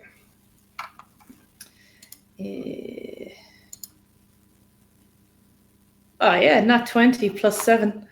Nice. Ooh. Juicy. You again, that does not concern you. This does not concern you. Mm-hmm. You have left, you have walked away, and you will go and find some shelter before a ship, or find someone who can tell you about a ship. In the distance, as there's a flash of lightning on the horizon, you can just make out the mast and sails of a ship coming towards Nookri. Somebody is brazen, bold, stupid enough, because you can see the sea and it is angry. It is violent. It is dark. It is churning. It is spitting and hissing. And somebody still sails it. Somebody still braves it. And that is the ship that will carry you. And your feet find the road and you head towards the docks. Okay. You do hear somebody shouting, there's a ship, there's a ship. And a few people that are foolish enough to be caught out in the rain, caught out in this weather, turn, and you can just hear people, madness, absolute madness. It'll be dashed on the rocks before we all know it, and then we'll have to deal with that tomorrow. And people seem to be more concerned about the disruption this will bring to their lives than the people aboard the ship. Are you doing anything else? Because I mean, technically, bonus action, or are you just going to use your movement to? I'm going to use my movements. He is mumbling away to himself. He's kind of like he's not used to being around people, and this is the first time he's probably been around people in a long time, and they're being quite violent. So it's not a case of like selfishness, more just fear and lack of understanding. That's why they would act like this. So he's just mumbling all of this way. So why would they? I didn't do, and then I just have to get to the ship. I have to get to the ship. And it's a low, very low mumble as he walked towards. But this kind of constant mumble, like he's talking to himself, kind of like, okay. With no concern as to what the others have involved themselves in, or the patrons included, you head towards the docks, and you do see most people are now like, oh, we'll deal with it tomorrow, we'll sort it tomorrow. And you make your way down the hill, the other side of the hill, and the rainwater is just gushing down these two gutters. Like you could just see it sort of like spilling out. Grace, it's your action. There's two men standing in the doorway. You have Xander just to your right, just half a step behind you, telling you to walk away.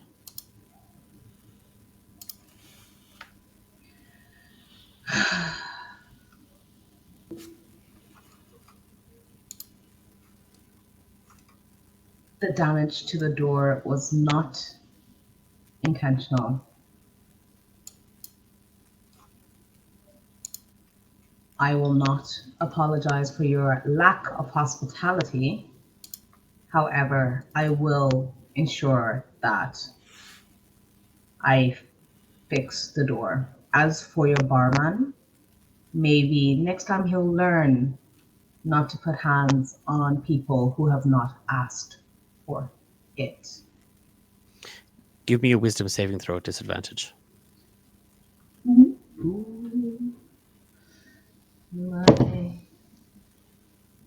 That was a 10. That's with disadvantage. That's the lower of the two. Okay. I need you to make an unarmed strike for me at advantage.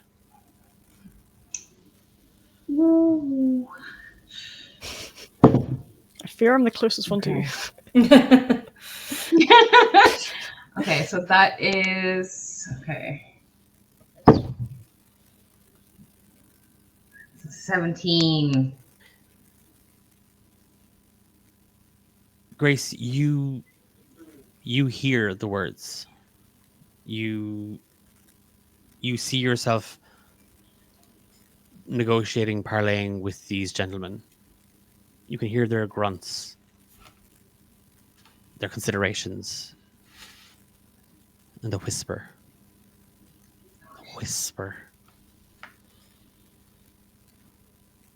And Xander, you watch as this woman, this wet as all hell, wild and vicious, just darts at the dwarven man. And she buries her nails into his face and she sinks her teeth into his cheek. He lets out a scream as she pulls back, tearing a lump from his face. The half-elf man grabs him by the shoulders and is pulling him back. She's fucking mad. She's fucking mad. And they're literally trying to now push the door and block her from getting in. What are you doing? It's your action, Xander. So he's gonna just kind of stand there a little bit shocked for a second. I'm guessing there's just blood from this gentleman kind of all over himself and all over the floor. He's gonna take a second to kind of steady himself, take a deep breath, and reach into his pocket and pull out a silver piece and just kind of flick it towards the table where he was sat at originally, where the barkeep is now lying recumbent on, and just kind of put his head down and walk out. You pull away, and it's that thing of no, this escalated. This was an unnecessary. That gut instinct in you, there is that moment of I was right. Like, she is dangerous. She is violent. She's a fucking animal. That's not even in a brawl, even in a bar fight. That is. And the thoughts dwell in your head, and you hear the sound of the coin ringing as it lands. And all you do hear kind of shouted, half muffled, "Fucking good use that's going to be!" Just kind of shouted amongst them. As Grace, you are just kind of shoved back onto, toppling backwards onto your ass, your hands skidding across the hard cobbles, grazing, the rain pouring down on you. At the bottom of the road, Shuyet, you see that a handful of dock workers have kind of assembled. And they are panicked, they are worried. And one of them says, "It can't. It's hardly her, is it? It's hardly." And you see him kind of peering out, and he's kind of wiping the rain from his eyes. It'd only be her. It couldn't be anybody else. And he sees you. He's talking to nobody, but he kind of looks up at you. You'll be glad of passage on that then. There's nobody more mad to steer a ship in this weather than there is Captain Renault. It's just passage on the Blue Mary you're looking for, is it?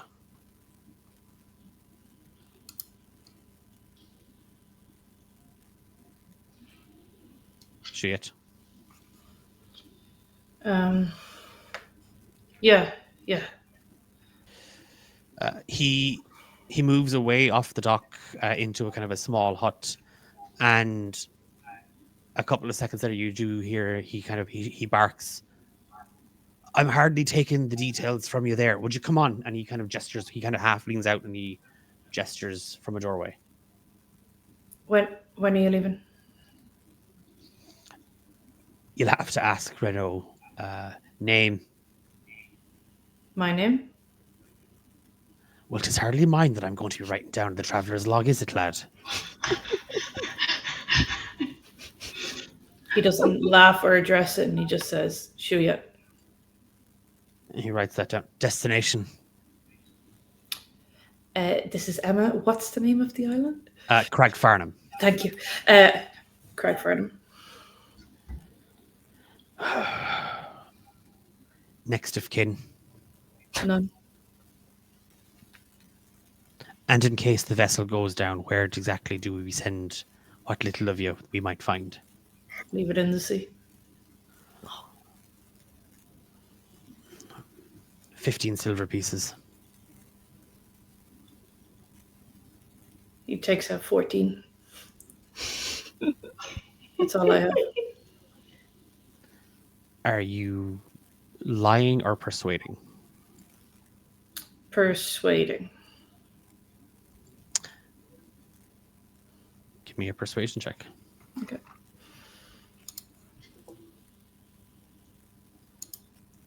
Oh, I should have lied.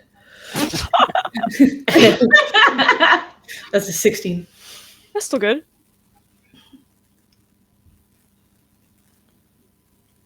He takes the 14, he snatches them from your hands.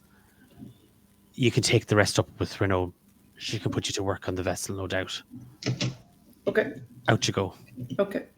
And he does. It is that thing, Xander, as you are kind of looking around, you hear the commotion, you see more and more dock workers kind of heading down.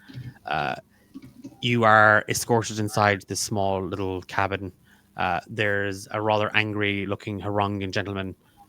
His fur wet, his ears thick and floppy and graying and tufts of like charcoal black. And there's a very, very strong smell of like snuff tobacco from him. As you see kind of like his muzzle and his whiskers are kind of slightly stained, that sort of tufty black ashy color. Name. Xander Vinicio. Destination. Craig Farnham. Next of kin. Bernadette Vinicio. That'll be 1 gold piece, Mr. Vernicier. Did I hear what he... Oh, No. there.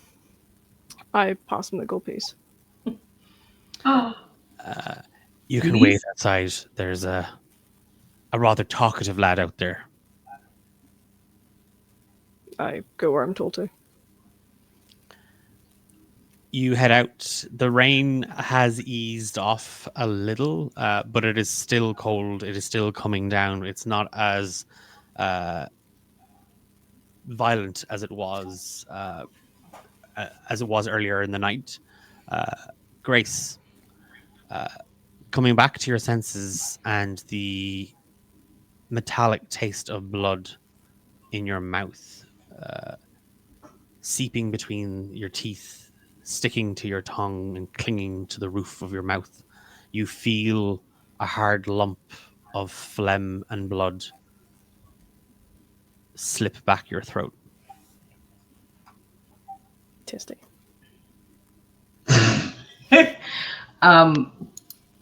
I'm definitely going to try and stop that from slipping any further and just kind of get on my hands and knees and try and retch as much of that up. And as this happens, I'll be like, why would I do that? Who does that? Grace. Oh, The boat, Grace. And you feel Um, a hand on your shoulder. And looking up, you see Thane. And he pulls you to your feet. What's happening? You have the 10 silver pieces, right? For both of us, because, I'm not good with carrying the coin. Yeah, you always either lost it or you spent it on something unbelievably stupid. Okay, you have to let the Grace- mask go, Grace. It's a token. It's a memento. Sure. Grace is just gonna with the back of their hand, actually grateful that it's kind of raining. They're gonna wipe the blood off their mouth and just kind of see this little bit of flesh. And be like, oh, yes, boat. And they're going to look towards the dock, and before they do, they're going to throw a few coins by the patch of blood that's there, and then skitter away, their tail between their legs, absolutely mortified about what just happened. And Grace, really? Okay. And he, Thane scoops his backpack up and he pulls it onto his bag. His bag up and pulls it onto his back. Um, Are you really that mad over the mask? Tell me a bit more about that mask, would you? When it initially happened, I was blinded by rage, that I may have missed anything else you said after the fact.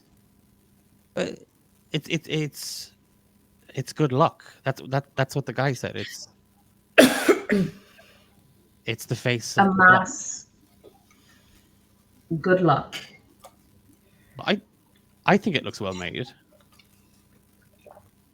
Do you have the mask with you? It's in your bag. Oh, Grace, if you're telling me you left it behind in that tavern, I'm not going back up there. Oh, well, I'm not going back up there. Grace is going to, as they're making their way down to the dock, they're going to just swing the pack around and start digging into the bag Love, to see this. love, earth. Thane, click at me Name. one more time and I'll bite off your fingers. Sorry. Thane. No, that's not my name. My name is Grace. And do you care to share? Is it just Grace? It's Stormfield. Grand, because just far from manners you are anyway. Destination? Kraken. The Craggy Island. Crag Farnham. Yes, that's the one. Sorry. Next of kin?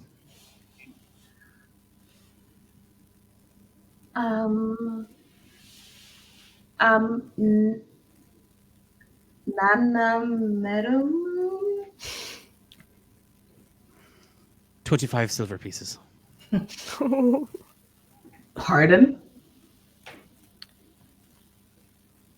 25 silver pieces. In your hole is passage on a boat. 25 silver pieces. Passage in a storm is. But you can sit on your hole and wait for the cheaper boat if you want.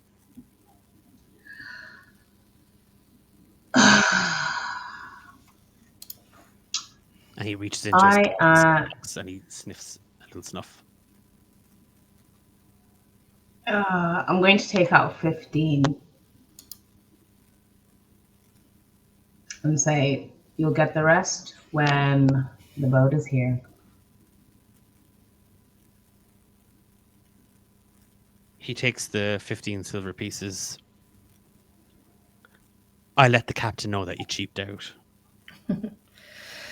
Sure. Why not? And he kind of reaches behind you and he pushes the door open.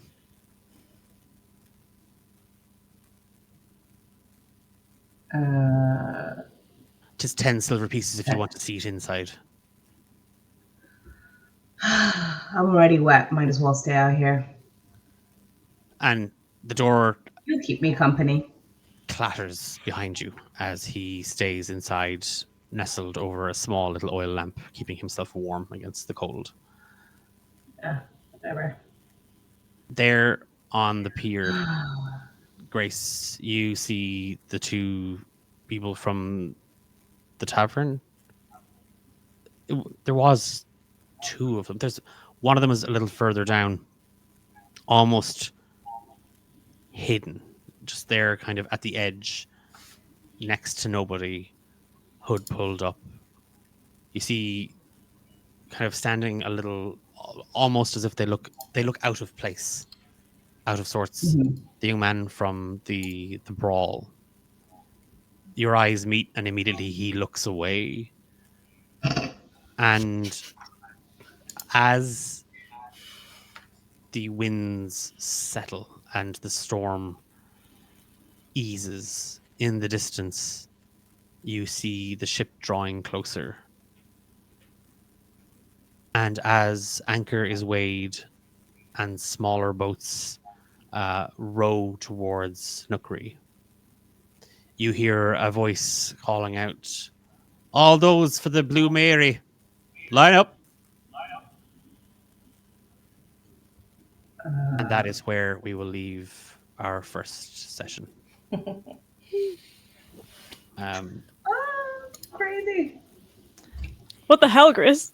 Oh my god! Like, That was some guy's literally, that was some Luis Suarez level bullshit. That is wow! The poor man. A massive thank you to Tendai, Soph, and Emma for this evening. I thoroughly had a blast returning to this. It's not the world, because this is Romancing the Dungeons world, but this story and these characters bringing that wonderful sublayer to all of that familiarity. Though we only had a brief snippet of their characters, I am stoked to learn more about Juliet and Xander, and then apologize to you at the end of the adventure for the horrible things that are about to unfold. Okay, well, I mean, if we're eating faces in episode 1, like, I can only imagine what it's going to be like in 5 more, you know? That was an absolute blast. So thank you all so much for it. We're going to return in 2 weeks for the next episode. But before I let you go, quick reminder, we are D8 Dungeon. We are a group of TTRPGers, predominantly based in Ireland, but we have friends far and wide. We love telling stories. We love sharing them with people. And we love having a laugh and having a cry sometimes when we do. If you want to find out more about who we are, check us out on social media at D8 Dungeon on all major social media platforms. There is a link in chat to our Discord server where some of the best people on the internet hang out. It is a very chill, low energy Discord server. You pop in and contribute, sit back and watch as much as you want. Come hang out in the Copper Rabbit gossip channel where I might give a little bit more information. I will be posting the full letter from Marilla Whistlecoil along with an image of the chest to flavor a little bit of what we saw, what Grace got her paws on and what she's currently carrying on her back. Quick mention of good friends of ours here at the show, Mystery Dice Goblin. If you are in the market or need for a new set of dice, and it seems like Grace might be, then some mighty dice. If you head on over to mysterydicegoblin.com, you can pick up some wonderful, wonderful TTRPG goodies and accessories, including their infamous mystery dice blind bags. Use the code D8 at the checkout. You get 15% off your order, and a portion of that sale then comes back to us, and we use that to create more stories, to collaborate with more artists for the amazing. A big thank you to our artists for this, actually for both seasons of Saving Grace. Barladera, who you'll find, again, there's a link gone into the channel. Do check out their work on their ArtStation. Some amazing stuff. All the portrait pieces that you see in the overlay were designed by them, and we'll be posting those art pieces on our social media over the coming days. Thank you to Emma for producing in the back end. You are my saving grace, which means I can concentrate on. I'm going to give myself inspiration for that one. Oh no. And then inspiration. And I do want to actually, I think, yeah, we're back in 2 weeks' time for the next episode. But before then, this Thursday, there is a new episode of Random DMs where Ralph is in the hot seat DMing. So really, really excited as we're coming to the end of the Dragon of Icespire Peak. Monday coming, Beyond Horizon's Edge is heading towards the season finale. And next week as well, there'll be another brand new episode on Thursday night of Ben and Declan on a Roll, as well as a new episode of Romancing the Dungeon releasing, which is tied to Saving Grace. And if you've been listening to the latest episodes of Romancing the Dungeon, Saving Grace will be helping to fill some of the gaps in some of the lore that some of the characters are getting their grubby little paws on. So for all of those, do check out our social media to stay up to date with everything. Hopefully we'll see you back here in a couple of days for our next stream. But if not, have a great week, and hopefully we'll see you for the next episode of Saving Grace, A Garden of Lies in 2 weeks' time. Okay. Thanks, folks. Thank you. Bye. Thank you. Bye.